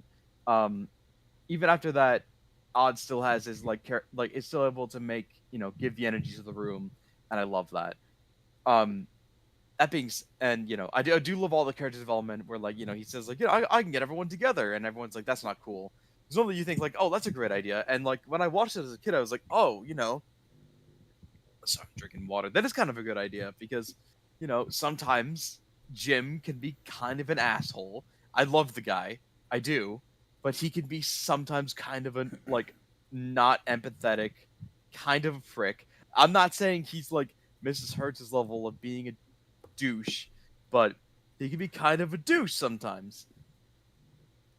So like as a kid, I'm like, okay, I kind of get like why he would kind of stoop to something like this, but I'm glad that he like made the right call and gave both of them some character development where it's like I'll see what I can do. I get it.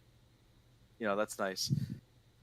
Did I get disconnected? Like, hold on, are you guys talking? Because I can't hear anybody. You can hear. No, we're not. No, we we're can hear not you. talking. Oh, okay. Yeah, we can hear We're you. letting you talk. We're not interrupting you. Yeah. Because I heard it because everyone's like things light up, and I was like, oh shit. I'm just packing up my drawing tablet. I'm moving. Okay. Oh, okay. We'll let you know if things happen. No, like I do like this. I do like that it presents like here's this new like like King of the Hill esque like objective that we have to do, where it's like we cannot let Xana get to this, or it's game over for whatever reason. Which we find out is like if this goes, so does Lyoko, and that means that we lose. So we cannot let that happen for any reason. And then on top of that, I mean the fighting was pretty good. I did like seeing Odd like kind of controlling the Manta, and doing all the acrobatics that he usually does and everything like that. And I like the the sphere of Lyoko. I liked how it looked. I like that. It does definitely.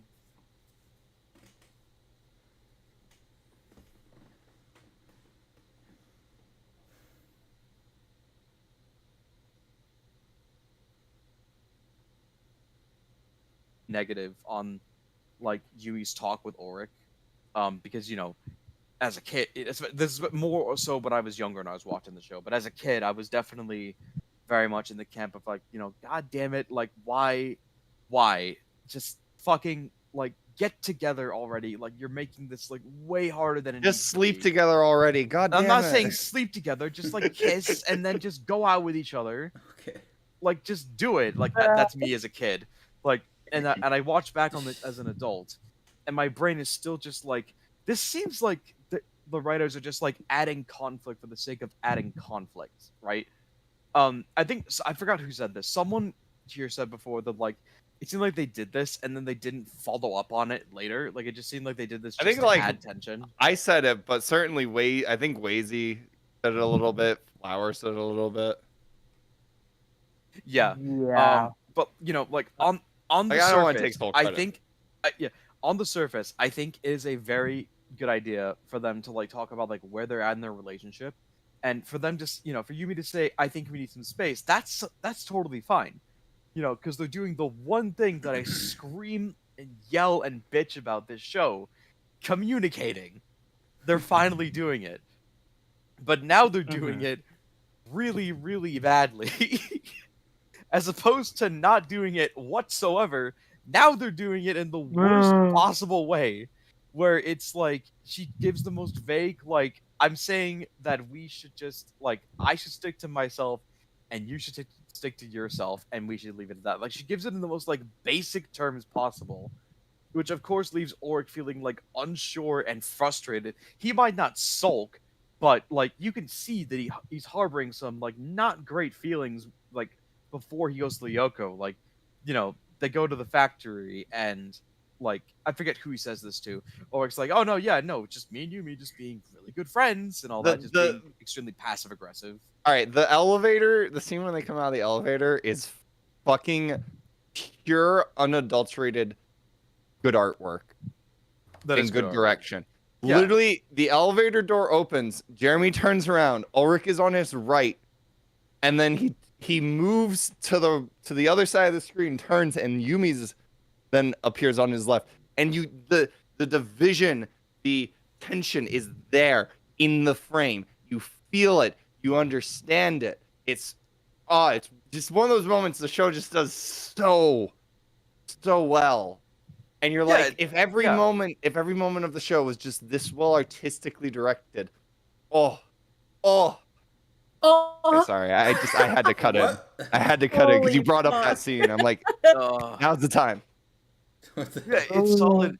It's solid art direction. I agree. I'm talking, but like I didn't notice that before, but you're completely right about that. But like writing wise, like it annoys me because it's like, they're addressing the whole like they don't communicate thing. They're addressing that they need to be more like on the same level about like where they're at with the relationship, which I think is a completely valid thing to do.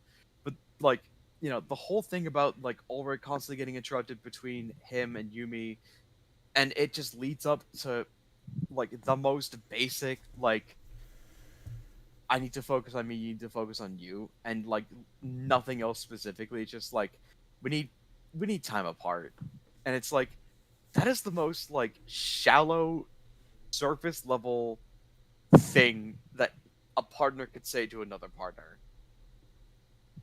Like, I understand she gave some level of explanation for it, and she does have a point to an extent, but instead of like working to like to make things better, she's pushing him away. It's one thing to ask for more time or to say we should take time for ourselves to sort this out or like talk about it more. It's another thing entirely to be like we should just like completely abandon the idea, which is what her tone and her words are indicating. And her body language too. She's like folding her arms like she's enclosing herself off. Like everything about her is saying like we need to just like straight up abandon the idea of us ever being together, which is, as we've stated multiple times, is never gonna happen. Them abandoning them being together is just completely impossible at this point, and they both know it too. Like this is just like ridiculous, but nevertheless they do it anyway because writers are like, oh, there's got to be Yumi or conflict. Like we sell shirts off this shit.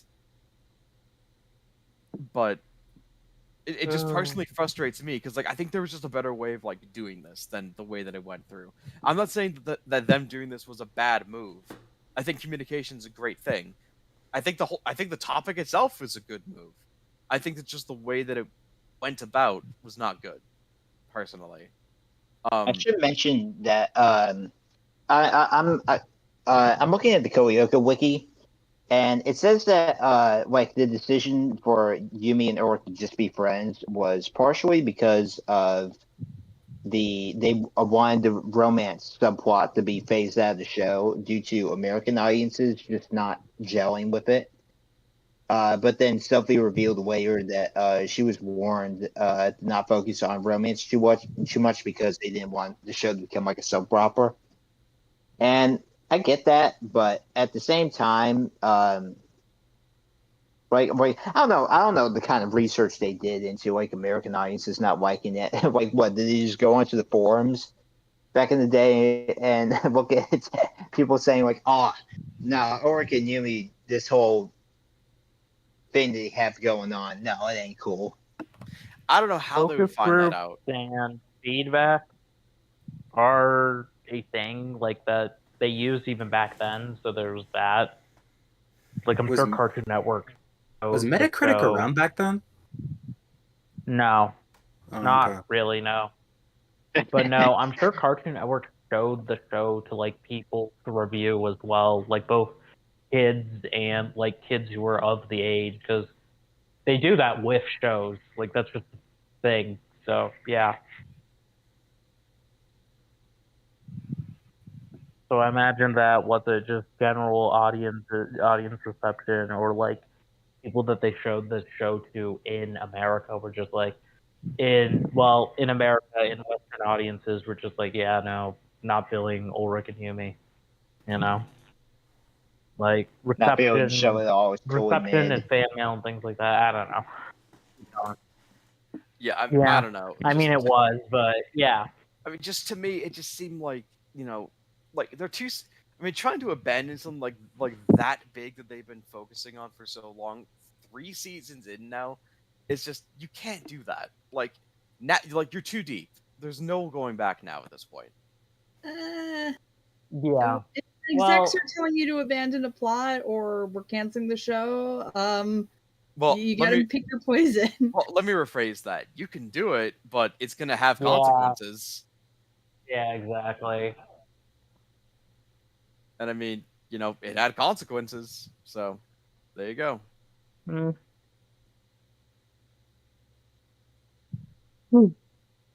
But this is definitely not like a bad start to the series or anything like that. Like I enjoyed it. Overall, I give it like a B probably. All right, Whiskey, it's your turn. You have anything to share? It's me. Not anything that's already been said. Mhm. I remember when this first aired on TV, and I was like, Oh. "Oh my god, this episode's so cool." I personally didn't like the blackmailing bit either. But I was a young little shit, and I didn't like Jim at that Wow. time. So I kind of was like, eh. But now I've grown to, enjoy Jim as a character because he's Jim. We all love Jim.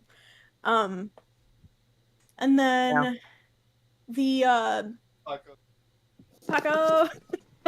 Yeah. When Eileen got a weapon, I was just super happy because now she had something else to fight the monsters. So, overall, I probably would give this episode a B. Because I was also frustrated with the Ulrich and Yumi thing. So, Oh, thank God, someone else understands. but yeah, just a B. All right. Excuse me. Give me a second here. Let me just go to mute this. I bumped my monitor and now the arm won't hold it in position, and I'm annoyed. I hate That's rough, that. buddy. I know exactly what you mean. That Rest sucks. in pieces. Okay, so let's go back through the ranks one last time. So, Jory, you said B. No, you said B, right? Yeah, solid B. Yeah. Okay. And then I said B. J-Man, you're still at B. Yeah, I'm at B. B for below average, but still good. Dylan's A. Flowers A. Momo's A. Oh, I need music. That's what Mythical I'm missing. Momo. Colton's B. By the way, Dylan and Flower, y'all are the same still, yeah? Uh, Sorry, what was that, Dylan?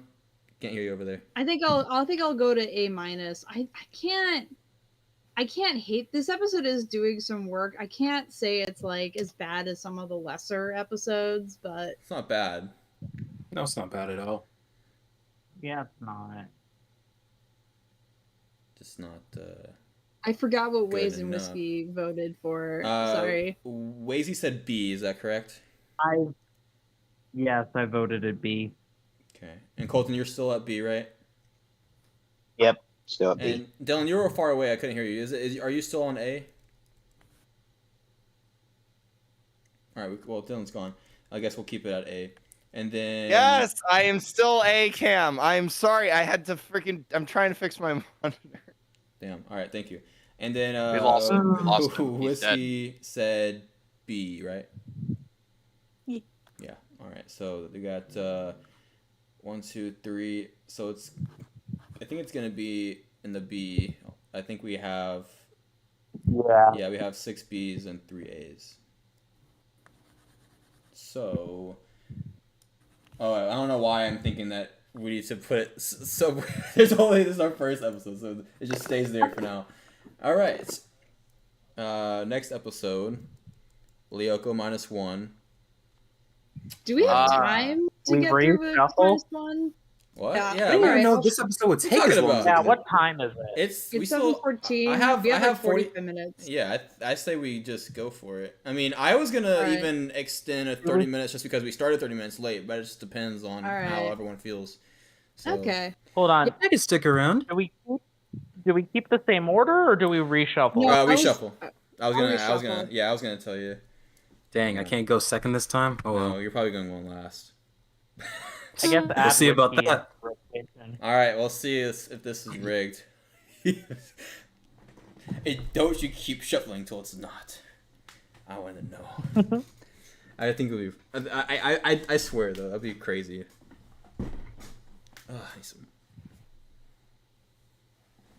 I guess you can keep Momo in, you can keep her in as well. She might Yeah. return. What was first? Well, So we can Wait. just, Do we want to do another random? Oh my God, the day just has skip come. over her and come back if she comes back. That's what I Yeah, think. Yeah. Okay, let's keep the list. And... I might last. Damn, son. Damn, son. You now know What'd how you it find feels. I'll be asleep by the time Imagine. you guys get to me. Yeah. All right, what happens in this episode? So this is, I guess, spoiler alert. Not really. I already forgot the B plot, but I just know that this is where Xana takes advantage of finding the right time to send the Schizozoa out to erase the forest sector. This is the first episode of a sector getting lost. Okay, I think I got the monitor. Oh, nice. I mean, Wait. yeah, okay, I think it's good for now. Let's see. I just watched it earlier. I can't. What the heck? Hold on. Are you Okay. starting? No, I was just getting a little summary. I was just doing a little summary. Okay. I'm just saying, like, this is the episode where Yumi goes on a trip on the bus for science class. I think Miss Hurst and Jim is on the bus with them. Yeah. So that's pretty much the B plot. We finally get a Xana attack on Earth that has to do with Yumi being on the bus again. And Lyoko, they're trying to stop Xana attacking the core, and I don't think the core is in that episode, is it?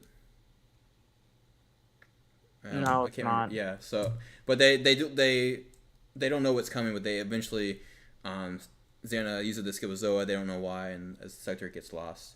So that's the gist. I don't want to get too in detail because I don't want it to be my turn. I have my thoughts though, of course. Who's second? Oh, Wazy, go ahead. You get to go first. Look at that. Yeah, never thought I'd see the day. I don't know how to do this.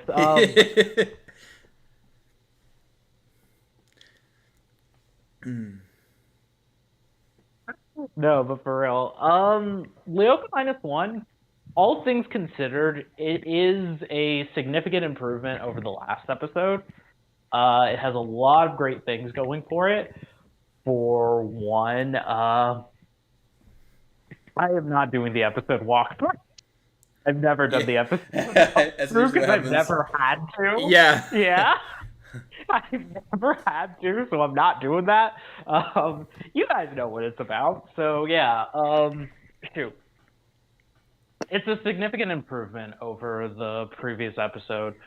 For one, the action on Lyoko is a lot of fun.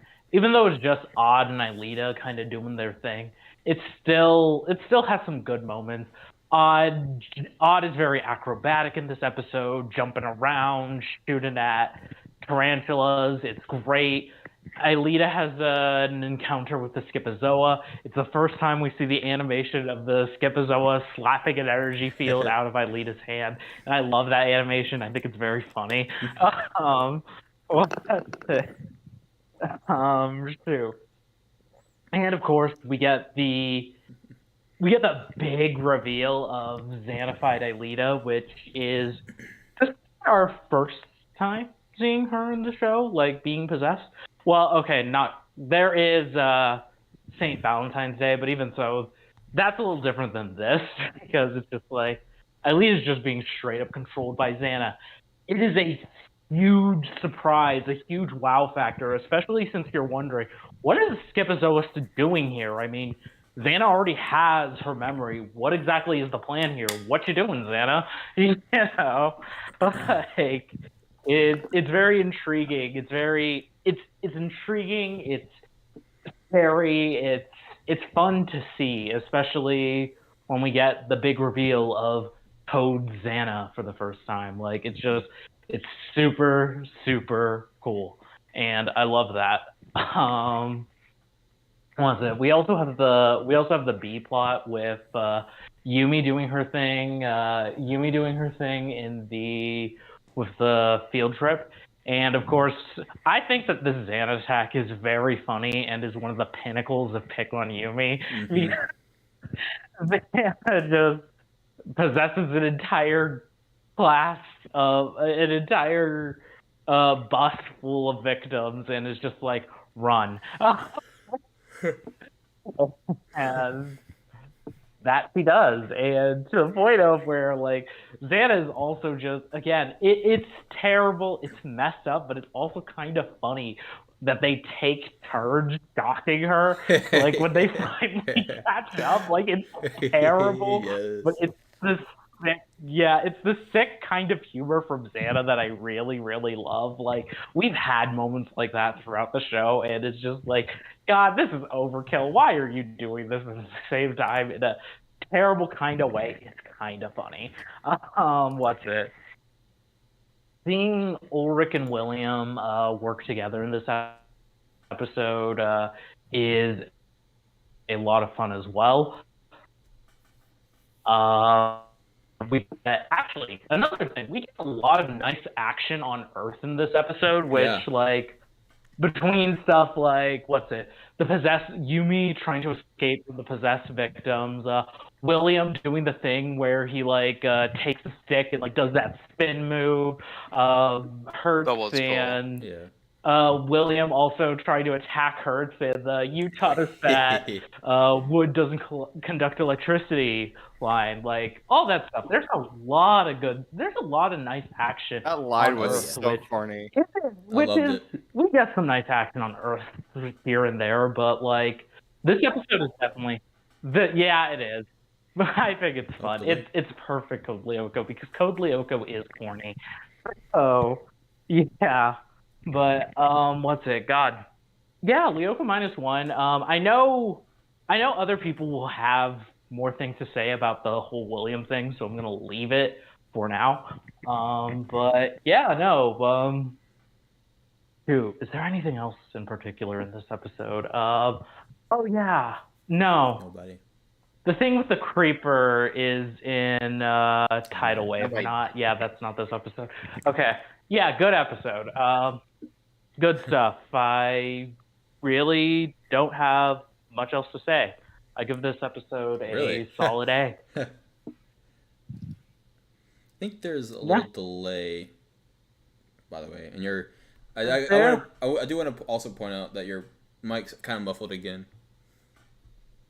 Really? Dude. Yeah, I mean it's not bad. I can understand you still. Just I want to let you know it's not the same as it was. But I'm surprised as someone who's first. You have nothing else to say. Yeah, it's a good episode. Yeah, pretty solid. I agree. J-Man, you're lucky you're getting third again. I think you were third or second. Yeah, it's about what I expected, as always. Anyway, you'd be last. When it comes to Lyoko -1, honestly, this is a really fun episode. Oh yeah, like this was really really fun. Like I pretty much almost like everything with this, except for the fact that I guess like the B plot kind of holds it back just a little bit when it comes to like what were they trying to do, like the student council or something like that, class president in the beginning of this. That B plot, yeah. About them. Yeah. I mean, like I like. Class rep. I mean, I guess it was kind of amusing to a certain extent because, the whole, like, slogan I think Aelita came up with for Odd and stuff. And it's like, Odd trying to, like, doing his speech and stuff, and he got the whole class, rallying and stuff like that, thanks to Ulrich in part 2. I think all of that was amusing, but I just didn't like the confrontation he had with Jeremy, with like both of them just staring at each other. Yeah, it got intense. I was And like, I'm where'd like- that come from? Exactly. Yeah. No, exactly. Like Odd's comment where he says, "Oh, you just don't think I'm capable." It's like, where did that come from? There was that. They try to I actually think that's Yeah, been a I long also- thing. That's a long running conflict they've had in their relationship. That Jeremy thinks Odd is Same. really stupid, and Odd's kind of annoyed that Jeremy thinks he's smarter than him. There's only one thing I can probably link that to is that later on in the seasons, Jeremy doesn't even think that Odd is capable of taking on William by himself like Ulrich and Yumi can, or could. What? Nah, I agree with Flower. I mean, Uh, No, he was gonna Wait. back me up, and then his consistently internet. has Jeremy up. exactly, because Oh, he's God. wrong. Anyway, just kidding. Oh my god. There you are. Hold Say on. what you said again, Wizzy. Hold on. Sorry. No, I agree with Flower that Odd and Jeremy's relationship, especially when it comes to stuff on Earth, has had a consistent, not necessarily malicious, but at least Jeremy can be somewhat condescending and rude to Odd to a certain degree, and Odd isn't perfect to Jeremy either, but it does have to do with that intelligence deal that you're simply not capable of something like this. I'm not saying that Jeremy exactly looks down on Odd or anything like that, but it's very clear. Jeremy himself very clearly has a bit of a superiority complex in general. Mm-hmm. And so that conflict kind of comes out here because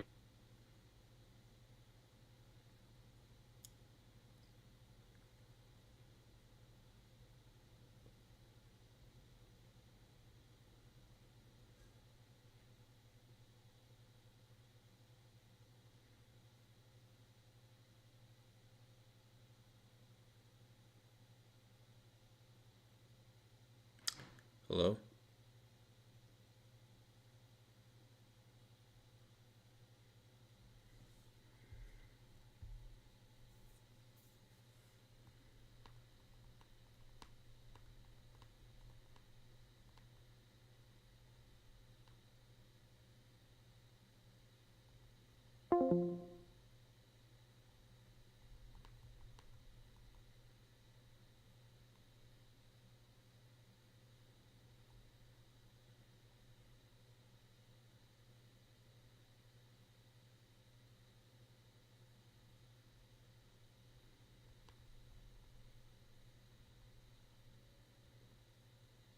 Hold on, guys. The stream.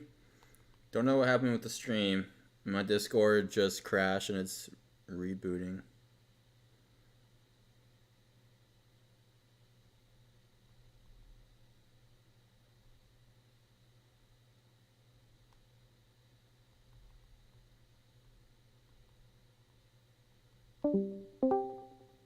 time to speak in class. I think it was about I forgot what he said. I got a pair. Huh? No, I'm back. I don't know what the fuck happened. Cam? Yeah, I'm back. Are you're having issues? Yeah, I had But yeah, the longest. Sorry, I had the longest pause. I was like, well, this pause is going way too long, and then Discord crashed on me, and it sounded like I disconnected the VC, but I looked on my mobile and it was still connected. But I'm back. It's just my PC's doing some weird stuff right now. It's like I'm seeing the stuff on my Internet is desktop. causing us so many problems. My applications are going to the default logo, just a blank piece of paper, and then going and then reloading back to the actual logo. I don't know what's going on right now. But continue. Oh yeah, okay. Yeah, but when it comes to Odd and stuff like that, because I've seen this sort of plot line done in many other TV shows, where you have the one character who wants to be in a student council or class president, and he actually does want to make good changes for the school, and then you have the other character who's typically the clown, and he tries to come up with some really let's say imaginary ridiculous ideas of no homework, what was it, lesser time in class or some shit like that. It's Odd like made it clear, at least when it comes to his speech side of things, that he was gonna be like the fun guy instead of the responsible one. It's not that he wasn't capable; it's just how he presented himself. He even tried to like, let's say, what? Keep going. Oh yeah, I was gonna say is like he even tried to discredit Jeremy and Herb by saying, "Oh, these guys get A's and B's. They don't understand what it's like to be us. How could they help our cause and stuff like that?" And it's like like I understand it was amusing to hear that, but at the same time, looking at it from a serious standpoint, again, it's like it just feeds into the whole thing of I don't think he's taking this seriously, and he's kind of using like a fairly Is that not a valid point?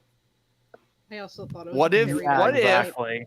what if the course material is just very difficult for the vast majority of the class, and having someone who better represents the rest of the class rather than these straight A students, isn't that like that's just good regardless of whether or not it is self-serving, it's just good political campaigning.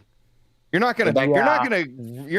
like if your opponent is a multi-billionaire who wants to cut taxes, you're gonna use that. Like, oh, he's just rich and he wants to make himself richer.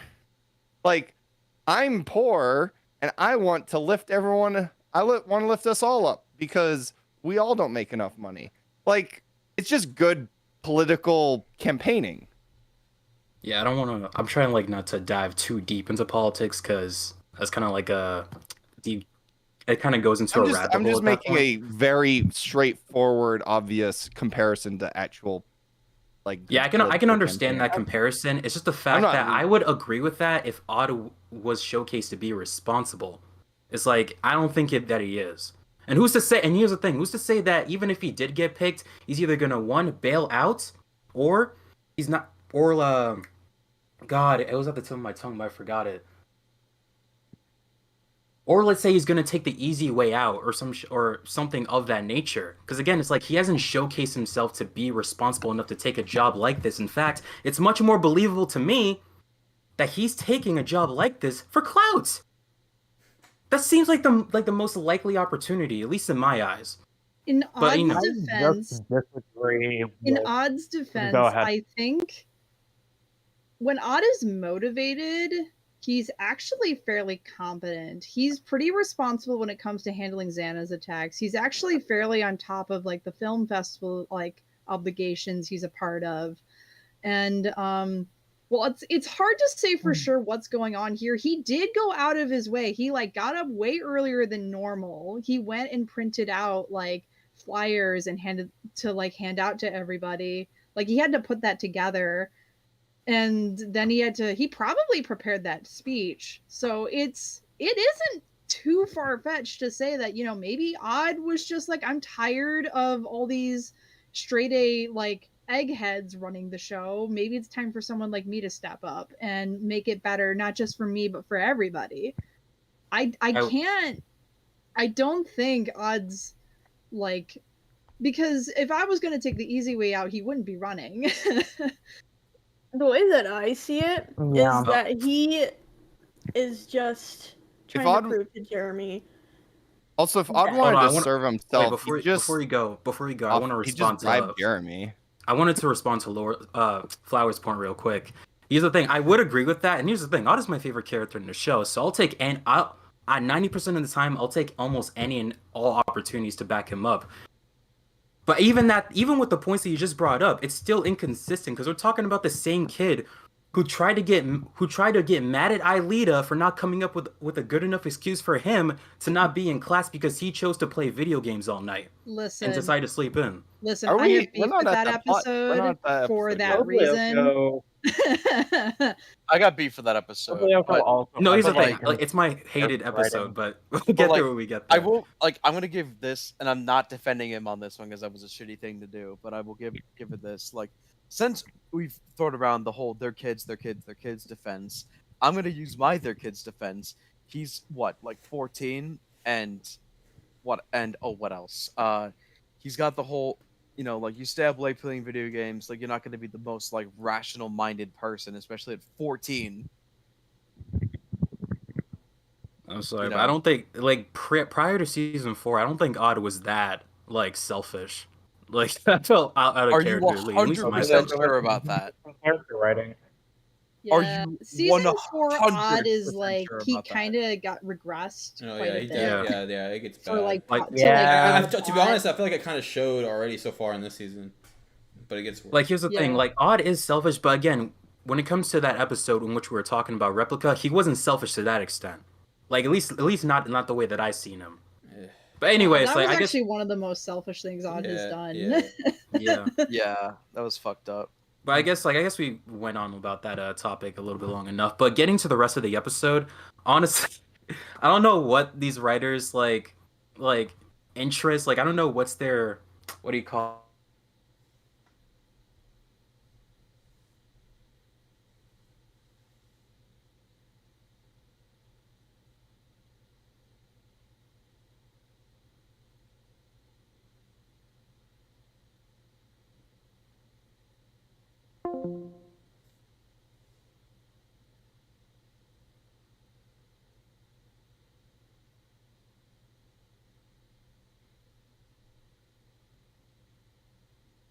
Sorry, my Discord crashed again.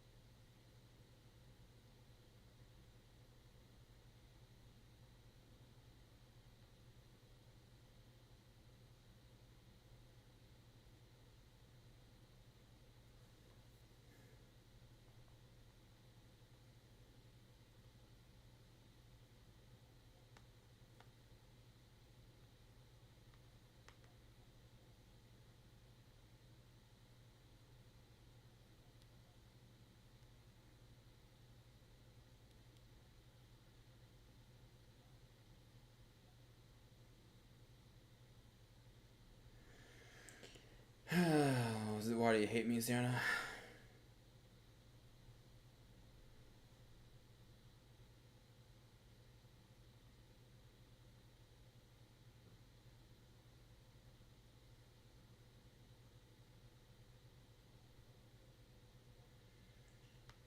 Why do you hate me, Xana?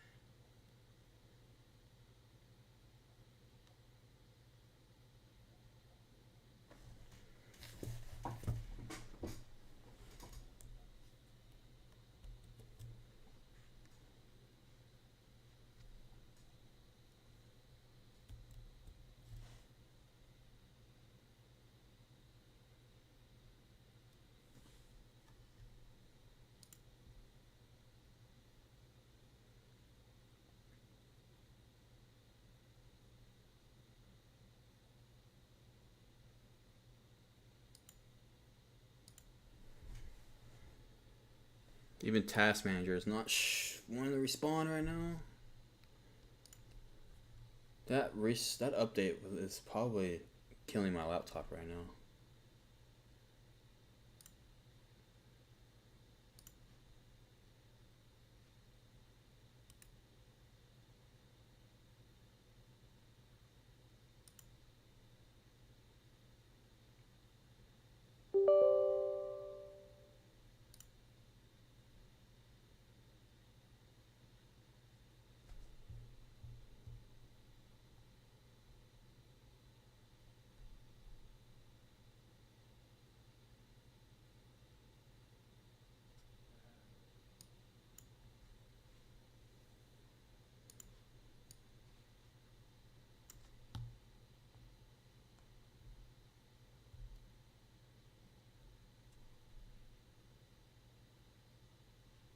Hold on, guys.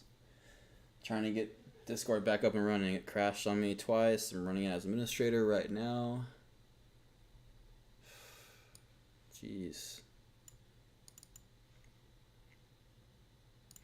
Restarted my PC earlier before the stream, and that update is doing a number on my PC, it looks like.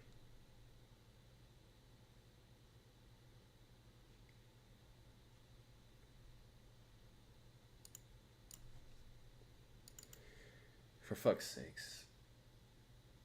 Oh my god.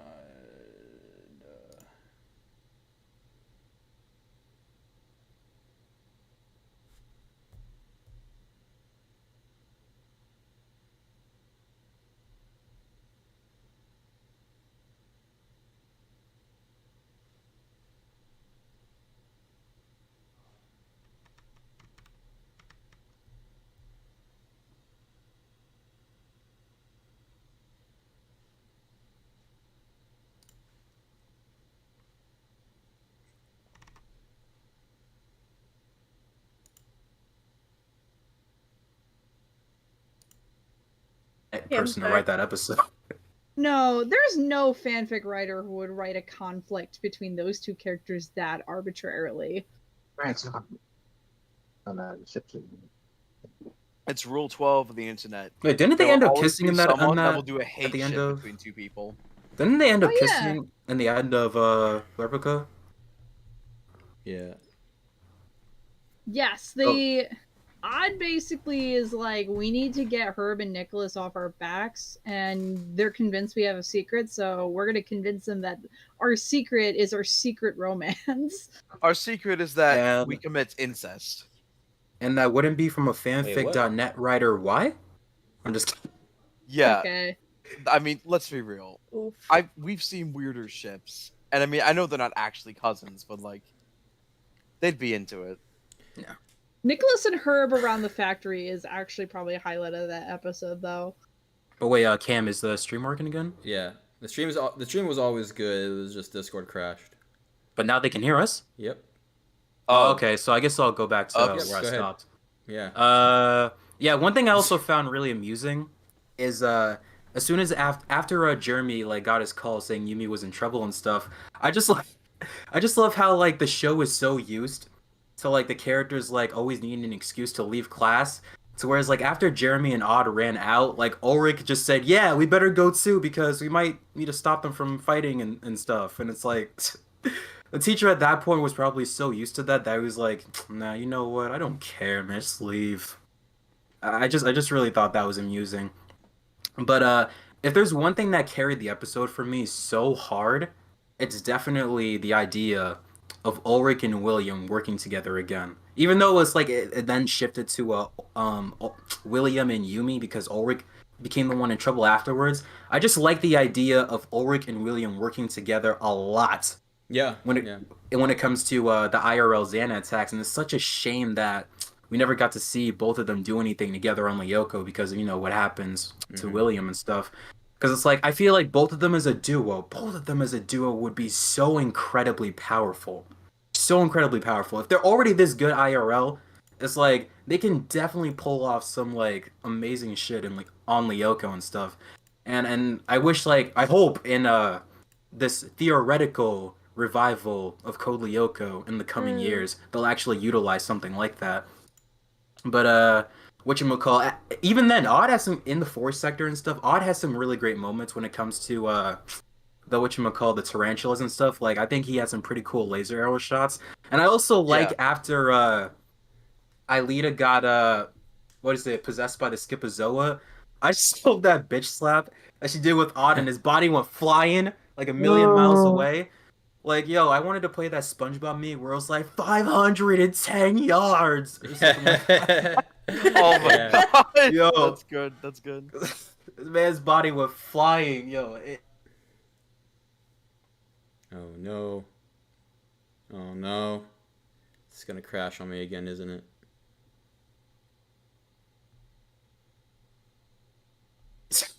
But anyway, when it comes to like the rest of the episode, again, I really did enjoy it. It's like the whole idea of like William doing like, let's say the spinning, like let's say stick kick against like the multiple students. I thought that was really cool. And I also like his comment once he was fighting with the possessed Mrs. Hertz.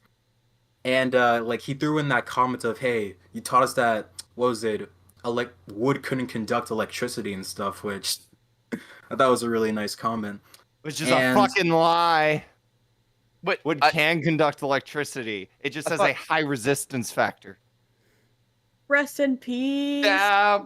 Yeah, my So- science here is teaching really kids. bad. Out here so teaching so kids let's be bad real. things.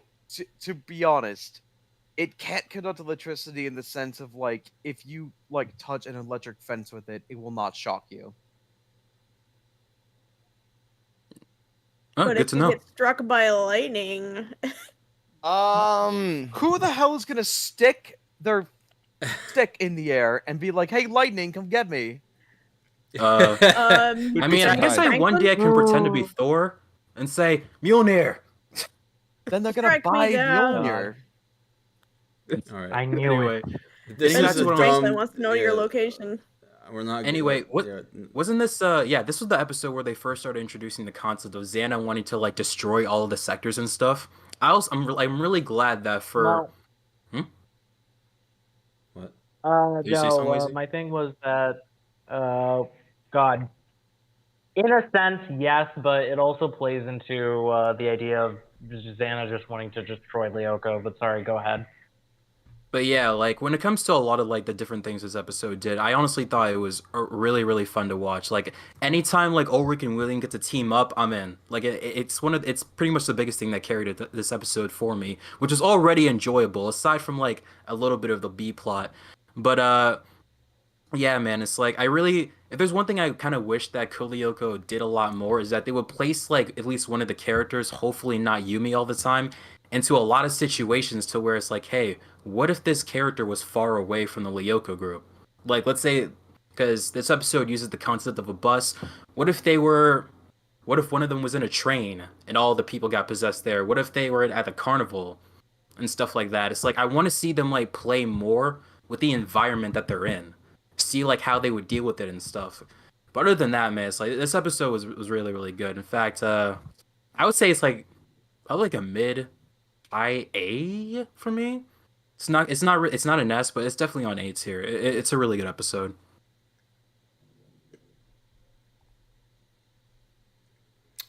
Okay. Flower, you're next. Oh wait. Oh right. Okay. Jory, you're next then. Oh. And we'll come back to Okay. Flower when you're done. All right. I probably will have to back out after this one too. I've got to head out pretty soon around 8 o'clock. Okay. So first of all, yeah, I love it when Ulrich and William team up. Which and we'll get to this near the end of season 3, but it just makes the fact that William didn't really get to spend a lot of time with the group a lot worse. But I digress. I like when they team up. They really work off really well with each other. I like the stance when he tried to club Mrs. Hertz and he was like, oh, what does club do? That's actually where I learned that. I didn't know that it had a high resistance to it, but I mean it might as well just knock it out of electricity at the resistance that it has. But whatever. This isn't science class. It's basic science of it is there's no such thing as a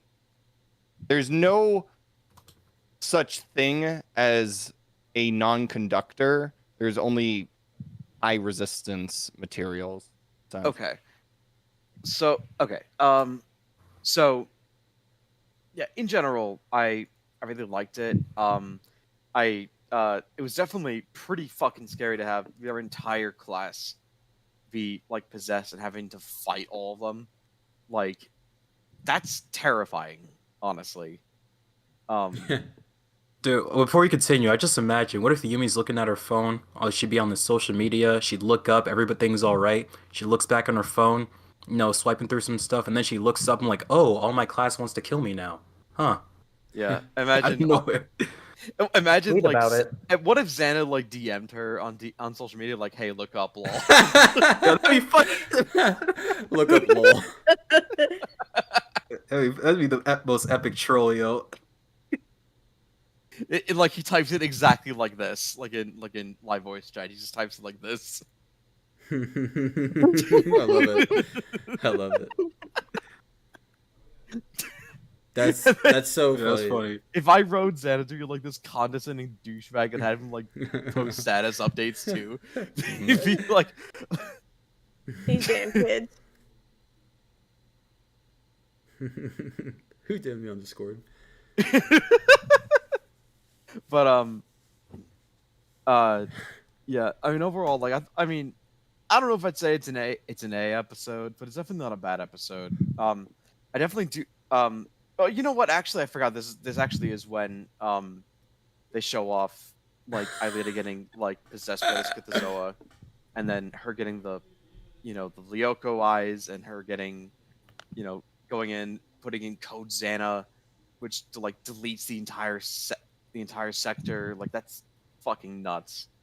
It was really scary to see, like, because usually you see Code Lyoko, and seeing her put in code Xana and Xana being in all red, like, scary, honestly. Like, I had chills from that when I was younger. Also, her riding the tarantula is pretty scary too, honestly. It's pretty dope. That being said, I will say that like later on, they're and I know they say this later, that like they don't want to like do a return trick because they're afraid like, well, what if she's possessed forever? And it's like, you don't know that. That was the writers just being like, well, we can't unexplain that one, so we're just gonna go with a what if and just leave it at that. But I mean, in this case, they couldn't deactivate the tower, so made sense here. But I digress. I'll give it an A minus because the possession stuff and showing off Code Xana for the first time was really cool. Okay. And with that, I've got a dip, so I'll catch you guys Dre. later. No problem. Catch you next week. You're around, See ya. man. See you Bye, next Later, week. dude.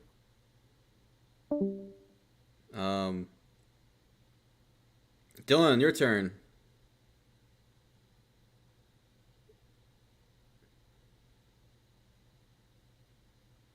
I have been pacing my room trying to find some hardware for my monitor stands, and I am in a complete and utter panic to the degree I can't really remember enough of the show to commentate on it.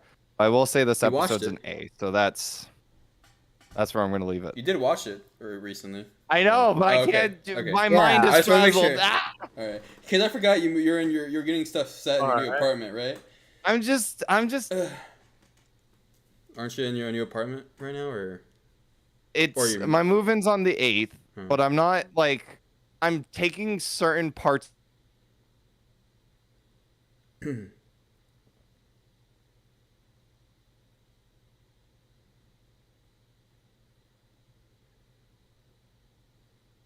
So now I'm just down to the 3, and when I move, I want to drill holes through the desktop so I can put the monitor stands in better positions, because right now they're just on the edge of the desk and the power strips are in the way. But I can't find the other grommet set for running the bolt. I can't find the other bolt that you run through your desk Oy, and fasten it to the that's- desk. And I'm like, where is it? Oh, sorry, man. That is definitely stressful and annoying. But I give this episode an A because I at least remember it's good enough Yeah. to deserve an A. Okay. Just give me a second here.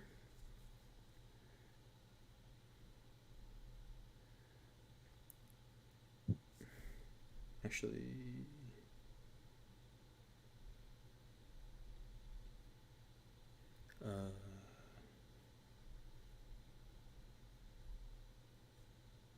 said. Wait, are you next? Yeah, Cam? I'm just writing some stuff down because I'm just writing the ranks down real quick. Usually I'm always writing the ranks down, but let's see. Oh, I'm top. Dylan A. I went too fast, Cam. No, you're good. Usually I have all this written down, but I like the way that Flower's been doing the ranks this time. Because she would type them in separate messages, but I have always just recorded them on paper this whole time just in case. And today I didn't really need to do that, but Wazy, You said A, right? Yeah, I said A. All right, I think that's everybody. A minus, but Wait, Wazy, did you already go for Yeah, he went first. Lyoko -1? Yeah, he Oh went yeah, you first. did. yeah, I went first. I know. I'm so I know, used right? to this guy going around now. I was like, Yeah. All right, so yeah, I guess I'll go. Get out my handy dandy notes. All right. I actually don't have. It's kind of weird that I had more to say about last episode than I do this episode, and I like this episode more. But real quick before I get into it, there's a moment. I'm gonna get the timestamp for this, if I can remember. But there's a timestamp in the forest sector where Aelita hides behind something. I think behind a tree, and then she all of a sudden, like, you hear a random Sector 5 sound that lasts 3 seconds. It doesn't make any sense. I thought maybe the Skibazoa, maybe because the Skibazoa was coming, but it just cues out of nowhere. And then after you come back to the Earth, and then it goes back to Lyoko on the forest sector, and then the soundtrack is all of a sudden in Sector 5 for a good while. I'm like, what the? And I don't know why I never noticed this before, but It's the Skibazoa, I guess. nah, it's just very, because the Skibazoa, I know that they both appear at the same season as Sector 5, but that's never was the case. This is the first time that they use a Sector 5 soundtrack for the forest sector. And I know that the sectors don't have a specified theme, but they do. I found it, guys. You found it? Great job. I know forest and the desert sector, I believe, share the same theme, though, and the mountain and the ice have their own. But I know it's not like always the case. But I mean, Sector 5 playing in forest sector, it's just weird. But And besides, the flower isn't here. Oh, sorry. yeah, what were you gonna say? Since Flower isn't here, I'll go ahead and say that what he said when we were watching the episode, that the people internally probably didn't have the soundtracks linked to anything in particular. So there's that, which is probably likely the case. Yeah, it's just this. Yeah. But I don't know if it happens again, because I don't recall it happening even once. So I think know there are other moments here and there. Yeah, because it's just never popped out. Because I'm like, wait a minute. Because Sector 5 is such a unique track. I'm like, okay, what the hell is that? Why is this playing in here? I'm not like complaining. It's just I just thought it was weird. Yeah, that's fair. But it could be it. But I'm like, dang. Let's see. I'm just separating my notes. All right, so all I really have to say is that just a short recap. Yumi gets wrecked. It's funny. the writers think it's funny too. Yes, and Sophie, she knows what she's doing. I know she had an interview where she's asked something, or like she gets asked a question, and she answers with like, well, I think it just kind of, it's not on purpose. Something about like it's not on purpose. It just kind of happens with the plot. Just the way it goes. I'm like, sure, Sophie, sure. But she also, I think she also mentions that it's kind of funny. Didn't she also say it was kind of funny? Or no, she said that she was believe so. It was like, but maybe we kind of just want to pick on her or something like that. Something along those lines, which that was pretty funny. So she knows what she's doing, but I really liked that Xana attack. It was really cool seeing the warriors fight all of them in the forest, and obviously, like everyone else has said, the Auric and William team up. I love that a lot. They're a dynamic duo. Seeing all his cool animations were fun. Beating up Miss Hertz and all that jazz. And then getting. I like the way that this season starts with the first. Well, the first episode was mid, but like just first the opener showing the core, and then you get the next episode, you lose a sector. I think it's I really like the way they tackled that. Just Xana's means business. He ain't playing around. He gets. I mean, he's always been like that, but he gets more serious by each season. It was a Xana win. Another a Xana win. I like the build up to when they put the code Xana, the music that plays and everything. Very dramatic. It just gave me the chills, and it had that same theme you hear at the end of the key and like hot shower and stuff like that. That's just gives me the chills every time that plays on such a serious scene. I just love it so much. It's just they have such good direction when it comes to music, man. It just works so well. Yeah, it starts with the drums. It's like dun dun dun dun. I'm like, it's just like that plays throughout when the sector is just deleting itself. They're like, what's going on? Alita's just waking up from being possessed, and she comes out of the Colton, if you want to copy and paste it here real quick, she goes out of the after she gets depersonalized. She comes out of the sector after getting possessed and losing the forest sector. Like, what the fuck just happened? What the fuck did I just witness? And yeah, they lose the forest sector. They lose the forest sector right off the bat. I think that's just really intense and shows how much that. Yeah, this right here. That's Leo's face. The little fog is in the way, but she was just like, her jaw was dropped as soon as the scanner opened. I'm like, yeah, I would have been like that too. But yeah, the stakes are high in this season, and the fact that this, like, they lose a sector on the same episode where they get additional help. It's all part of their plan, and why they need help eventually down the line when they lose all the sectors. It's just too much for them, especially with dealing with their real life and school and stuff like that. That's why they think about bringing on another warrior to help them out. It's just getting more tough for them. But other than that, that's it. I will rate this. It's definitely A tier. Based. Colton, I think is your turn. No, it's whiskey. That's me. It's you. What you got? Okay, so first off, I really love this episode. Yeah. This is one of my favorite season 3 episodes. Just because of the introduction to the deletion of the sectors and Xana gaining the upper hand over the Lyoko warriors. I just really love this plot of this episode, and also fuck you, me, right? Yep. So It's pretty fucked up in this episode too, guys.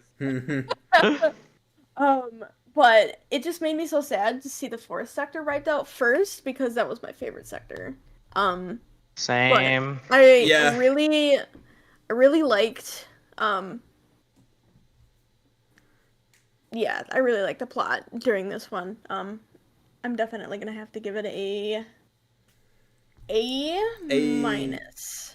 A, all right. I was gonna say, damn,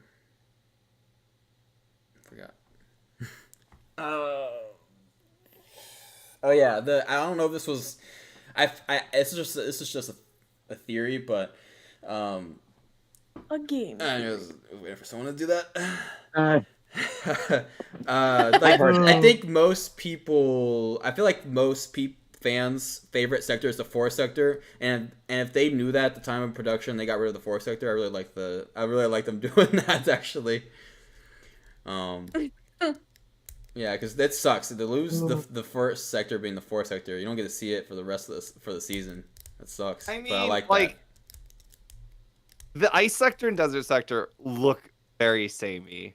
They have their small just unique add some structures that on differentiate them. But let's be honest, they're both just flat areas. They're blue and orange. For the most part. I think the last sector to survive is the mountain, if I'm not correct. It is. The mountain sector is at least more unique than the desert and ice sector, but Well, the yeah. forest sector is the one that has the most character. Yeah. I mean, we know forest Like and the- mountain the- are on top.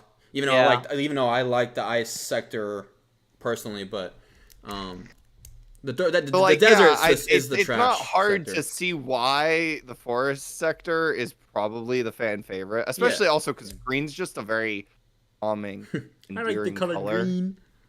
Whereas purple can be a Please. little jading depending on who you are.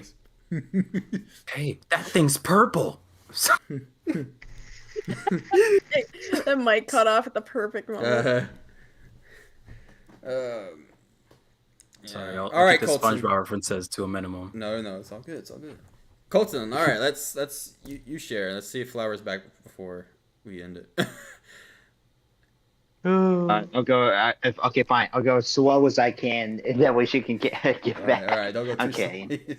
slow. Yeah, don't go too slow because then we'll get tired. like the part. Yeah. Don't do that. Okay, Ryoko -1. Yeah. Yeah, Colton, woo!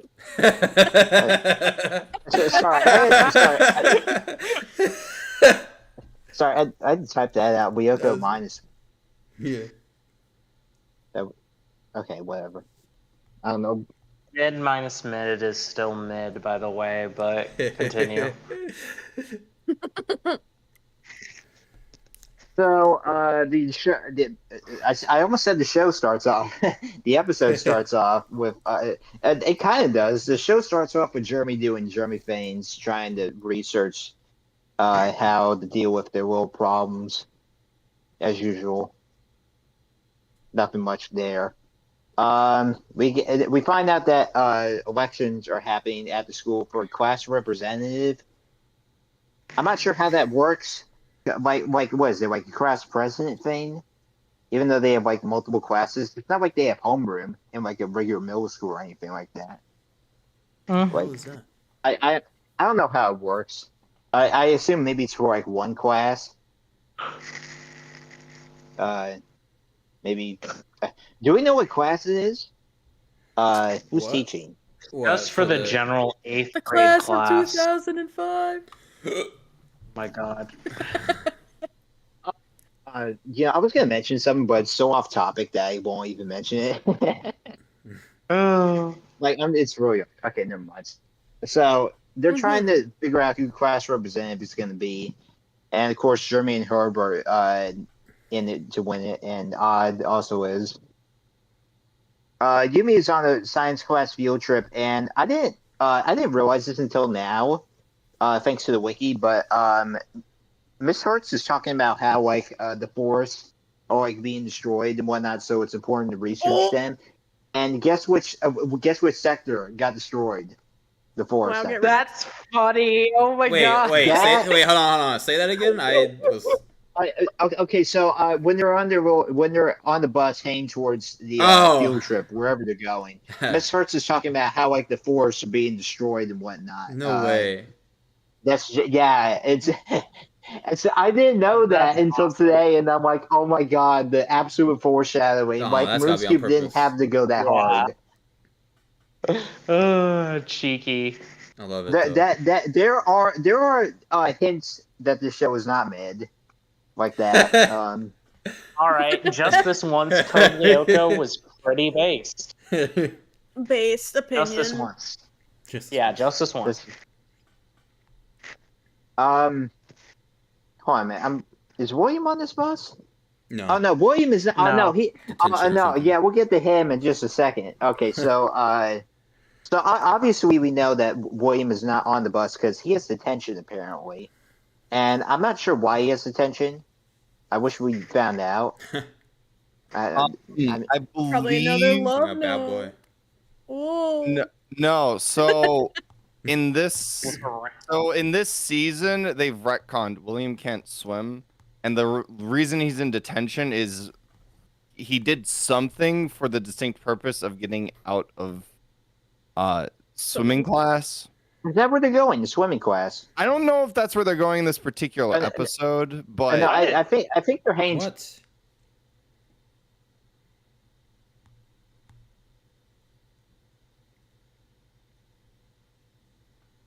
people as of late. You get there? So perhaps more than I'm just swimming class or whatever, he's prohibited from going on field trips in general as punishment. Like That's he did. that's a reach. I mean, I know I'm reaching, but it's also established he's been avoiding swimming class by getting into detention. Like, because as they've retconned, he can't swim. So is that a thing they say in the show that he's avoiding swimming class? Wasn't he swimming in that one episode? Yes, that's why it's but a retcon, Whiskey. Oh my god. Here. I have made it in a meme. I will send it to you. Give me 2 seconds, Whiskey. No, again, is it a thing that they say in the show that he is actively avoiding swimming class? Because That's why Jeremy avoiding gym. Yeah, Not the Jeremy character, does. the actual gym class. Yeah, Jeremy's Jeremy avoiding does. gym, But bro. what about? Well, I don't remember at any point where William has said said or is implied to actively be avoiding field trips because he does not want to go swimming. Yes, I know about the retcon, but even then, that doesn't happen at this point. So it's just very strange to bring up. Hold on a minute. Hold on a minute. I found something. I DM'd it to you, Whiskey. I'm looking on I'm looking on William's wiki page, and it says in season 3, it is strongly indicated that William likes to pull pranks on Jim. So maybe that's what. Yes. Yeah, he's in that I can detention believe. because he's a fucking troublemaker. He got kicked out of his last school because of love. So like, it's just William's the type of guy who would be in detention. Like, okay, I don't have to stretch and be like he's avoiding. He's just the kind of guy who makes trouble. He thinks he's an edgelord. Yeah, and I believe that. It's just, why did you make the swimming connection? Like, it was just very weird. We have wasted too much time on this one thing that doesn't even matter a bit in this episode. Yeah, you're right. Yeah. Also, there you go, Whiskey. That's Thank you. You're correct. You are correct. They specifically retcon his capacity. He doesn't know how to swim because. Oh, William. Yes, I personally think it's just the stupid, like the funniest retcon in the entire show because it literally serves only that episode. They retcon a bunch of shit for very good reasons, but this one retcon is just so unavoidable. It's funny. It's budget issues. Okay, no, it's not. Budget issues. It's writers who don't ever talk to each other.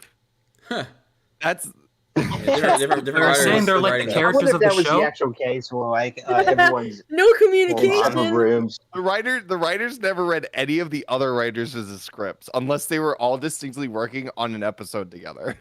Yeah. Hold on. Now I need to look who wrote those episodes because. Oh, you need to. I'm. Oh, it's gonna be so funny if it's. I feel so weird. Sophie technically was Marabunta part of every is- episode because she was the head writer.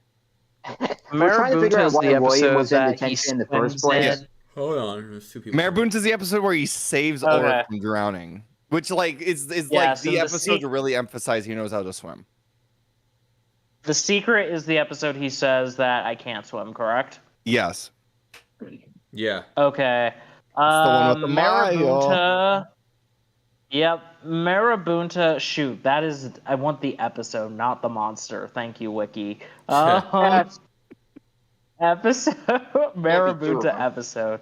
There can't be two. Okay, Marabunta was written by Bruno Regis and Sophie de Croget, and The Secret was written by. Shoot, come on. Thank you. Lawrence Turner and Sophie. So yeah, Sophie forgot. Yeah. Sophie's. Well, Sophie technically wrote every episode because she's the head writer. That's you kind of like you don't. She doesn't actually write every episode, but she's advising. She failed the script and everything. Mhm. And she Sophie probably forgot. is writing parts of the episode, but like, yeah, you know, she's not. She's more William directing, swimming. advising. than hopefully writing. Maybe I don't know. Maybe he just all of a sudden forgot to have William swimming is such a minor detail from a single episode. I think she just forgot. You know? Rip. I mean, he So, swims. yeah. I'm pretty sure there's at least one other episode he swims in, but like, it's just such a silly retcon. Oh well. It's just such a silly retcon. But it's just I it's can't not swim. that big of a deal. That I do think that Like, scene's funny. it gives perfect meme material, For sure. and the "Are you sure about me?" was like just on fire at that point in time, so I had to make that. Yeah. I was learning the rewatch too. Yep. All right, let's continue, Colton. Sheesh, where did we Okay. stop? Yeah, that took way too long. It's Like, alright. it doesn't matter why I'm William was in only detention, I think. accepting it because Flower's still Yeah. on. So that's. But let's continue though. No more. At least. You're only accepting it. Yeah, sure. So, Yumi and everyone else is heading to, well, not everyone else, but a lot of people in their grade are heading to the forest. And then Xana attacks the bus, just like Logbook. Same bus driver, too. So, clearly this guy's on the CAG payroll, even though we don't really know who he is. I'm pretty sure this guy drives the bus for everybody. Yeah. The only bus driver in the city. That's my headcanon. the only bus driver in the city. Oh wow, this guy really. Or he's got nobody else? Or he has a lot of siblings that look the same. I can't think of the word for that many. It's like the nurse. Oh, it's Nurse Joy then. Yeah, there you go. In Koyoko. Yeah, it's perfect. So, okay. Well, I mean, yeah, I can see it. Yeah. So obviously everyone realizes, Xan's attacking. We need the all. So we have the most awkward. We have the awkward. Yeah. We have the most awkward moment when everyone leaves the class.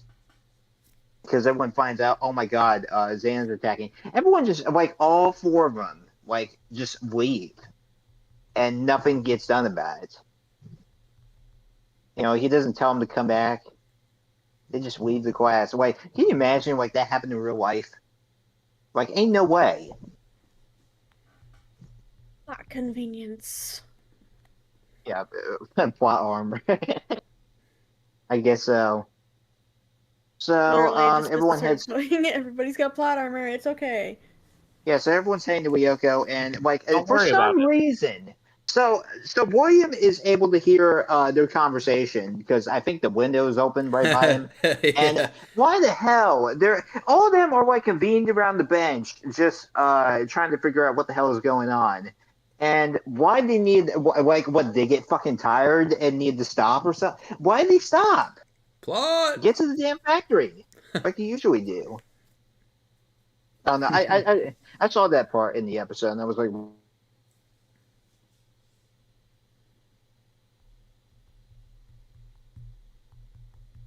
chased by everybody, and Ulrich helps out Yumi and William follows him,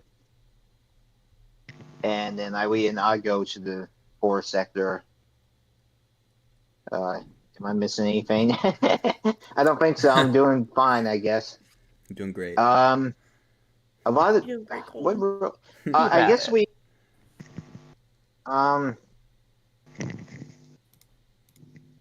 because we watched this episode beforehand in the watch party, and so I guess the one thing that I saw was the tarantulas shooting at Iwea, and they were all missing like stormtroopers.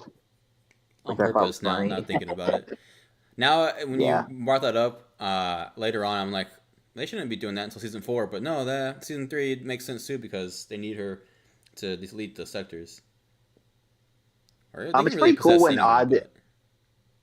but- It's pretty. Sorry. No, go ahead. It's pretty cool when Odd starts climbing up one of the gigantic trees, trying to dodge the tarantulas from shooting at him. Eventually, the Skipper shows up. Yep, it's still here. I haven't gone anywhere. And it finally takes control of Iwea because Odd wasn't quick enough. And Damn it, we get our first glimpse of Xanified Ilia, the terrifying version of Ilia. Yes. Don't mess with her. It's oh yeah, we do get the one shot where before Ilia gets Xanified, we see her try to like use the energy field, and this Givazoa just slaps her hand, like just fuck you. Get that away from me. Yeah, that's. How dare you? Oh, we also see her riding on one of the tarantulas, and this looks so I funny. like it. I like it. I probably pull up a screenshot of it because nope, I wasn't quick enough. Hang on a minute. Come on. I think she does that a couple times. Yeah, but this was funny to me. I'll pull it up. Oh, Laura's not yet back. Or Flower, whoever. Okay, yeah, there you go. That face, by the way, is looking all angry. She's like, I'm done with this shit. I'm done being the princess. Good for her. I approve. I mean, I don't approve of Xana, but I approve of Ilia not taking any more shit from no one. Right. She done taking shit.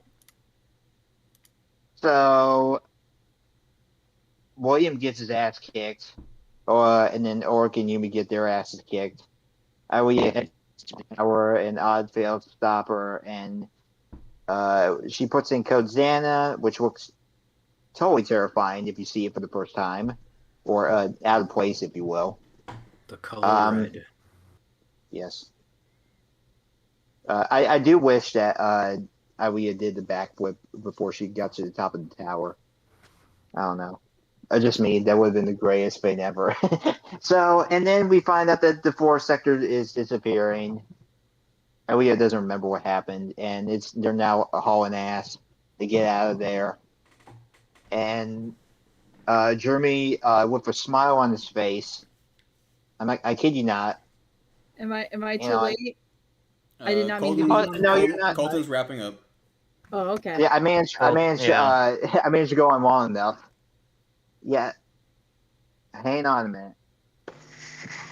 So this is the part where Jeremy is devirtualizing Ilia and Odd with a freaking smile on his face. He looks so happy right now. Just he knows that they're about to die, but he still has a smile on his face, the bastard. What must he be thinking? He actually hated the forest sector, so it's not about them. It's about, like, finally this fucking place. At least there's something good about today. Yeah. I find that hilarious. You know, that's probably. Do we know what sector? What? No, it would take too long to get through that. Never mind. So everyone comes to, and Yumi, like a pro, plays it off as like she's like Discovery Moss or whatever, and trying to play off like nothing happened. And then we get something even weirder where Ulrich is basically carrying William back to his detention. And the kid is still sleeping, by the way. So, like, you know, nothing happened. You just they don't they don't do returns to the past. No, they don't. So William just like they didn't have to. What did he get knocked out and have amnesia? Or He thinks something? it's a bad dream. He thought it was a dream. Yeah. Oh, And then a the others in the nightmare. forest. Oh, what a nightmare! And then Yumi pulled it off. And that's what. With the other side. Yeah, that's what. Yeah, Oh, no way, bro. and that's how everyone feels whenever an attack happens. Oh, it was just a nightmare. Yeah. There's some where it's questionable. I'm like, how'd you get them over there? It's, like the nurse. yeah, and I mentioned this before. I mentioned Peter this before, Duncan in but, like, front of the police station. Yeah, and the nurse one time. Yeah, I have to mention once again is that there are times where they need to do a return to the past and they didn't, and they just played it off like no one would notice. But clearly we did because we're not dumb. I'm sorry, but the nurse episode, I think it was Tip Top Shape or something. No, it wasn't Tip Top Shape. But no, it was a temporary insanity. No. Wait, no. No. This is one we already watched.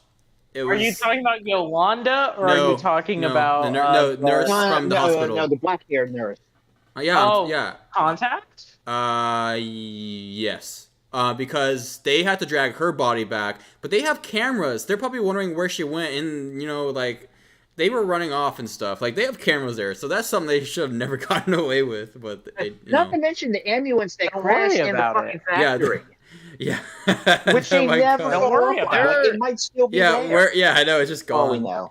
There's a secret room in the factory where it's all just stuff they had to just put aside. God. It's like a museum. Yeah. they open it up like 20 Jeremy years later. hacked hospital cameras, and that's how they did it. There, Right, well, there you watch go. out. Enough gaslighting. Yep. So, and then the episode ends when Odd is elected as class representative because Jeremy decided to drop out in order to focus on finding a way to virtualize the group in Sector 5 directly. And this was never brought up again. Odd is class representative, just never again. It just That's happened. not true. It comes up in Wait, one does it? Yeah, it program. comes up. Oh shit! Nobody Excuse in me for not giving particular. credit to them. I'm so glad about that. That's cool. And yeah, I think that's it. What's your rating? What's my rating? Jeez. What is my rating? So far, it's a sweep. What does that mean? Well, that it's all one All tier A's. so far. Oh, okay, A then. Damn Because, it, like, I Lazy. think I should see what he's gonna say first. All right, so A.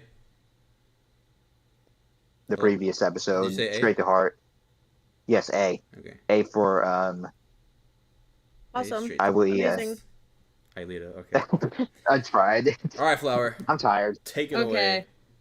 I'll try to be brief because I think good. we've already recapped this episode so many times now. I did not mean to go last, but here I am. We're not getting to Tidal Wave today, are we? Nope. No. Nope. I didn't think we No. were. As soon as we started at like 7:15, I'm just like, there's no Yeah, way we're getting yeah. Tidal Wave.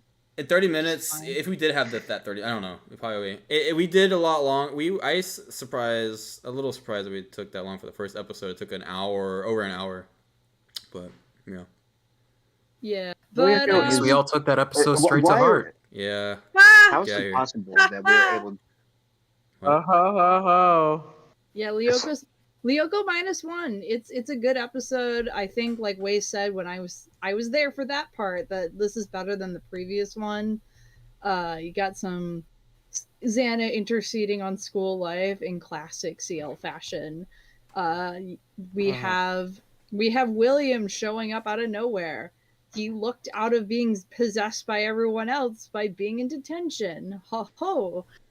And he gets to help out Ulrich. And I don't know if this was mentioned, but I appreciate there's this minor moment when Ulrich hears someone behind him and he decides the best way to approach it is to just kind of hang out by a tree and then just casually call them out as soon as they pass by him.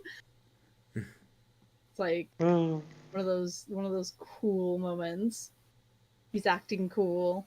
I don't know if it is cool, but he's acting cool. I don't know. I appreciate he didn't just immediately turn around and be like, "Hey, you."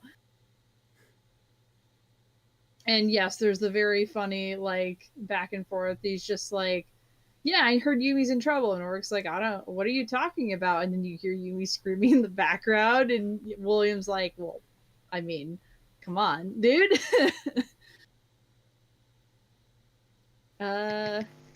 Yes, and William fighting Ulrich is great. Or not fighting, sorry, working with Ulrich to fight Xana is great. I mean, he's usually Little- fighting with him, so I can understand. Yeah. Yeah. It is a little dumb of Xana to just have like the entire group of students just go after Ulrich instead of like split the party and have some people still attack Yumi. Have some of them go after Ulrich, but it's fine. It's okay. It doesn't break this episode. Wait, you mean like some of them go after? Wait, all of them or some of them? No, some of them. So, like, in the episode proper, they all just leave Yumi there to go after Ulrich, and that leaves William room to rescue Yumi because there's no one else around. But, like, literally no good reason for Xana to do that. He could have just, like, had some of the classmates go after Ulrich, but not all of them. Clearly, he's not perfect. Yes. Yeah. It's also possible that he doesn't normally do mass possessions like this. It's not entirely plausible that he couldn't control two separate groups of people, like, too distant from each other. Maybe he's, like, hive-minding them or something. I don't know. Yes. But either way, I'm thinking. We have the Odd and Jeremy subplot and the class rep, and I kind of defended Odd before. What about Herb? Yeah, and Herb. That's right. Herb exists. Let's be real. Can't believe we forgot about Herb. Who? Oh no! Don't get Shion on me, pal. Alright, continue, please. Herb tries, and I appreciate that, but I do like the little fight that Odd and Jeremy have where Jeremy's just like, hey, this isn't, being class rep isn't a joke. And Odd's like, you don't think I can do it? And Jeremy's like, well, I didn't mean it like that. And Odd's like, well, that's what you're thinking. And I don't know, And like then I said... Sorry? Oh, sorry. And then they have a weird pause. that was such a weird pause. Forever. You just kind of get locked into a standstill. Big. And then Yumi calls Jeremy because she's getting attacked by Xana, and I'm just like, yeah, why don't you get that? It's probably some think tank that wants your opinion. No, I don't remember that part. I do. Damn, I need to chill. Yeah, I appreciate exploring that dynamic of just Odd and Jeremy get along okay, but, like, there is that, like, superiority complex. We talked about this before, so I won't go too far into it, but I just appreciate that it's here, but then Jeremy eventually cools off, because he's just like, you know what? By the end of the episode, he's just like, you know what? I do not have time to be class rep. Odd can have it. Does he have time for anything? Oh, well, yeah, he does. Working on Jeremy spends more time with Lyoko than anyone else in the team, even Aelita. Well, actually, no. Aelita probably hasn't beat because she literally lived there for like a year, but... 10 years. Well, we're not... 10 years in stasis doesn't really count, but... Anyway, that's a pedantic argument. I'm not going to get into it right now, but yeah, this episode was fun. I'm trying to remember the Lyoko stuff that happens, because Lyoko stuff happens. Oh, Lyoko right! Stuff happens. How could I forget? I'm sorry. I guess it's late or something, because, like, yeah, we have Aelita getting possessed by the Schiphiozoa, and I just like how that plays out, how you get that reveal. Odd and Jeremy are just kind of like, come on, Aelita, snap out of it. And she just doesn't. She's just vicious. And she's powerful and she's dangerous. And, I am reminded why there's an appeal for Xana Aelita. But actually, yes? Sorry, I brought up the episode again, and I just noticed that Alia, while she's running away from the Schiphiozoa, she's running straight to the edge of the forest sector. Like, like, can you not see where you're going? I suspect it was just a moment of panic, and she didn't realize the edge was there, because she has this moment of surprise when she reaches the edge. She's like, oh no. Though at the same time, Aelita really should have Lyoko memorize, like, the back of her hand, because she lived there for, like, for a long time. But yeah, I know a common problem with the show is how, like, Aelita handles the Schiphiozoa poorly. Like, she really should know better. She does at least make an attempt here. There's, like, a struggle. The Skiff doesn't just get the drop on her and then get her. There's an attempt. She doesn't win, but, But yeah, then she wakes up She gets to the tower, she punches in the code. What's the code? Xana. You hear the music sting, and the letters are in red, and then the sector starts like disappearing. Terrifying. Very good stuff. Yeah, you know what? I kind of want to put this on S. Wow, Now that I really? talk Damn. about it. Yeah, this is a S minus. It's not Wait, what? like one of the S-1. Wait, what is it? I'm Yes. sorry. That fucking yes, S sucks. minus Oh, one. ho, ho. Your rank is S minus, you said? Hello? Wait, I'm sorry. I lost y'all there. What was your rank? I'm gonna go with S minus one. S minus 1. I know I'm ranking this high. It's a good episode. Man, I thought we were just about in to- general. Man. I'm not gonna pretend it's the best episode ever, but like, nah, I think this is. If I put the last episode as like A minus, this should be. It does make sense that this is like another rank higher than the previous episode. So I'm gonna Well, definitely go with it's higher S than minus last one. episode. Man, Yeah, I I'm was just gonna say- go with S minus one. All right, there goes the S sweep. minus one. because Yeah, Lyoko because minus it's one. Lyoko The minus episode. one. Oh. Oh. All right, so Congratulations. Great. 7 A's, Oh. 1 S minus. That's gonna put it up to Minus mid one. to A, middle A, So that high A. that just puts it above. Oh wait, duh. just Why do high I'm A. so used to being so far into a season where it doesn't even matter right now. It's just above straight to the heart. Yeah, no, I know. Oh, it's definitely above there. I know. I just feel like there's I'm more. not even gonna contest that. Let me just mute that so I can bring this back on the stream. I don't know why. I just feel like there's more than 2 episodes right now. I don't even need to ask where we put in this. Oh wait, sorry, sorry, I didn't mean to put it there. All right. Oh, the wiki also points out that like even though like Odd and Iwea were running away and were trying to be virtualized by Jeremy, like they could have just like, got rid of themselves. Which I do think that they could have, but heat of the moment. I feel like if I were them, I'd be more focused on trying to get away. Yeah, pretty I'm much. thinking like, oh, Jeremy will just devirtualize us. Just keep running. Hopefully it's not slow today. I wonder. I wonder how long this is going to take to do season 3, because it should be 3 streams, but now it's going to be more than 3, depending on how fast we get through some of these episodes. I mean, some of these we can get to pretty fast, I would think and hope. The next 2, no. But Part of me There's wonders no if we're way.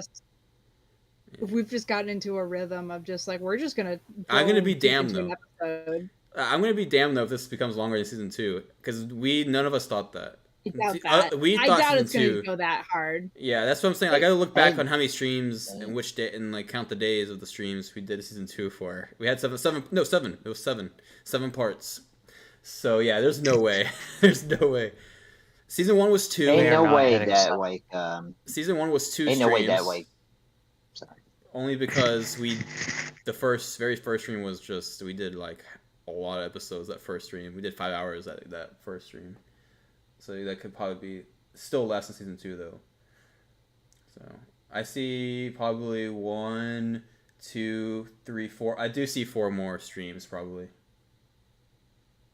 Well, next is Tidal Wave, and I don't see that lasting for more than an hour. I'll be Right. damned if it does. That episode, really? We're really gonna talk about I this. had to change. I have a little change of heart on that episode now. Not gonna lie. Oh, true. It's still. It is ridiculous, though. Because for the longest time I've been like, meh, definitely mid. don't care. But I don't know. I just enjoyed it more when I watched it today. But we'll see. I think that might be because you were watching it with people, and if it was just you, No, then you no, I don't think so. know. I think because I feel like sometimes certain episodes change no matter if I'm watching alone or with people. But You know, it'd be really funny if we like get the Cat Bombshell and we watch it before we do the review, and someone says, "Oh, I really like this episode now."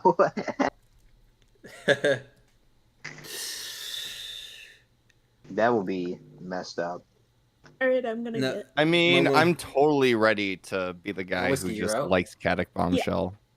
I know Oh, bye, Wazy's Whiskey. probably on board with just doing that for fun too. Yeah. Momo says, unless I'm in call number 1, season 3 Defender. Oh, so that means so she's not a season 3 Defender right now. It looks like. So all right.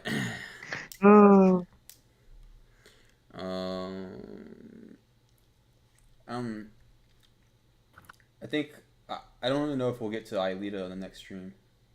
I don't know how much Aelita has to talk about, but it's one of those.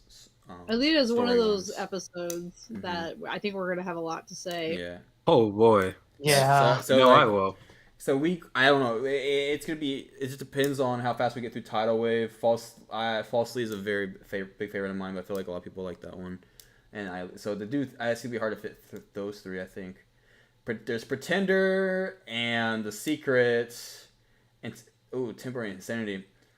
So that could be a 1 stream if we can get through Aelita. And then you have Sabotage, Nobody in Particular, Triple Trouble, maybe as 1 stream, and then Double Trouble and the final round as 1 stream. See if we can start on time. I shouldn't have any problems this time. Looking at you, I need to knock on wood. Why did I just say that? I don't have wood with me right now. I'll knock on it later. Maybe you just need to do a fresh Windows install. I already reset my Windows and kept my original files, so I had to re-download everything. But did you have no? I don't know if you were here. You were here last week when the shit happened, right? No. Oh, you weren't. Oh, damn. What a story! I was at my parents' with my girlfriend, my sister, and her boyfriend filling out an application for the apartment we're moving into on the 8th. Yeah, that's right. So my laptop just kind of like pretty much died. Dude, it's 2015? It's a Surface Pro, like one of the early ones, so it's up there. It's almost a decade old. And it's to the point where the screen's popping out. I've had that. Yeah, you need a new one. Yeah, my screen has been popped out for over a year, I think now, and I've just been running I'm just waiting for its last breath. And it almost happened. I thought last weekend was it. Do you have the money to buy a new one? You're just waiting for this one to literally die. I am both waiting for this one to die and waiting. I'm hoping it dies when I have enough money. I mean, I could probably do a payment, but I mean, you could easily get something as powerful. Actually, probably just a little more powerful for under 500 easy. Yeah.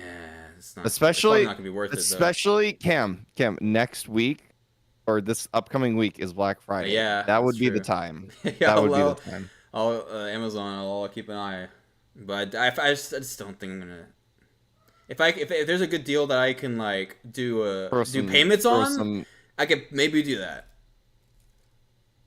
Depending on how much that is. So. If you want, I could throw you some deals. Yeah. Because I'm probably not gonna buy a new laptop, but I'm gonna see what the deals are. Because my Acer Nitro 5 from fucking 2017 is starting to feel a little old there, Sonny. 1050 Ti is just in the processor, just help me. I can't function. Are we done with the episode? We're done with the episodes. So let's take this time to say bye to stream. Thanks to everyone in the stream and everyone in VC. Bye, YouTube. Tower deactivated.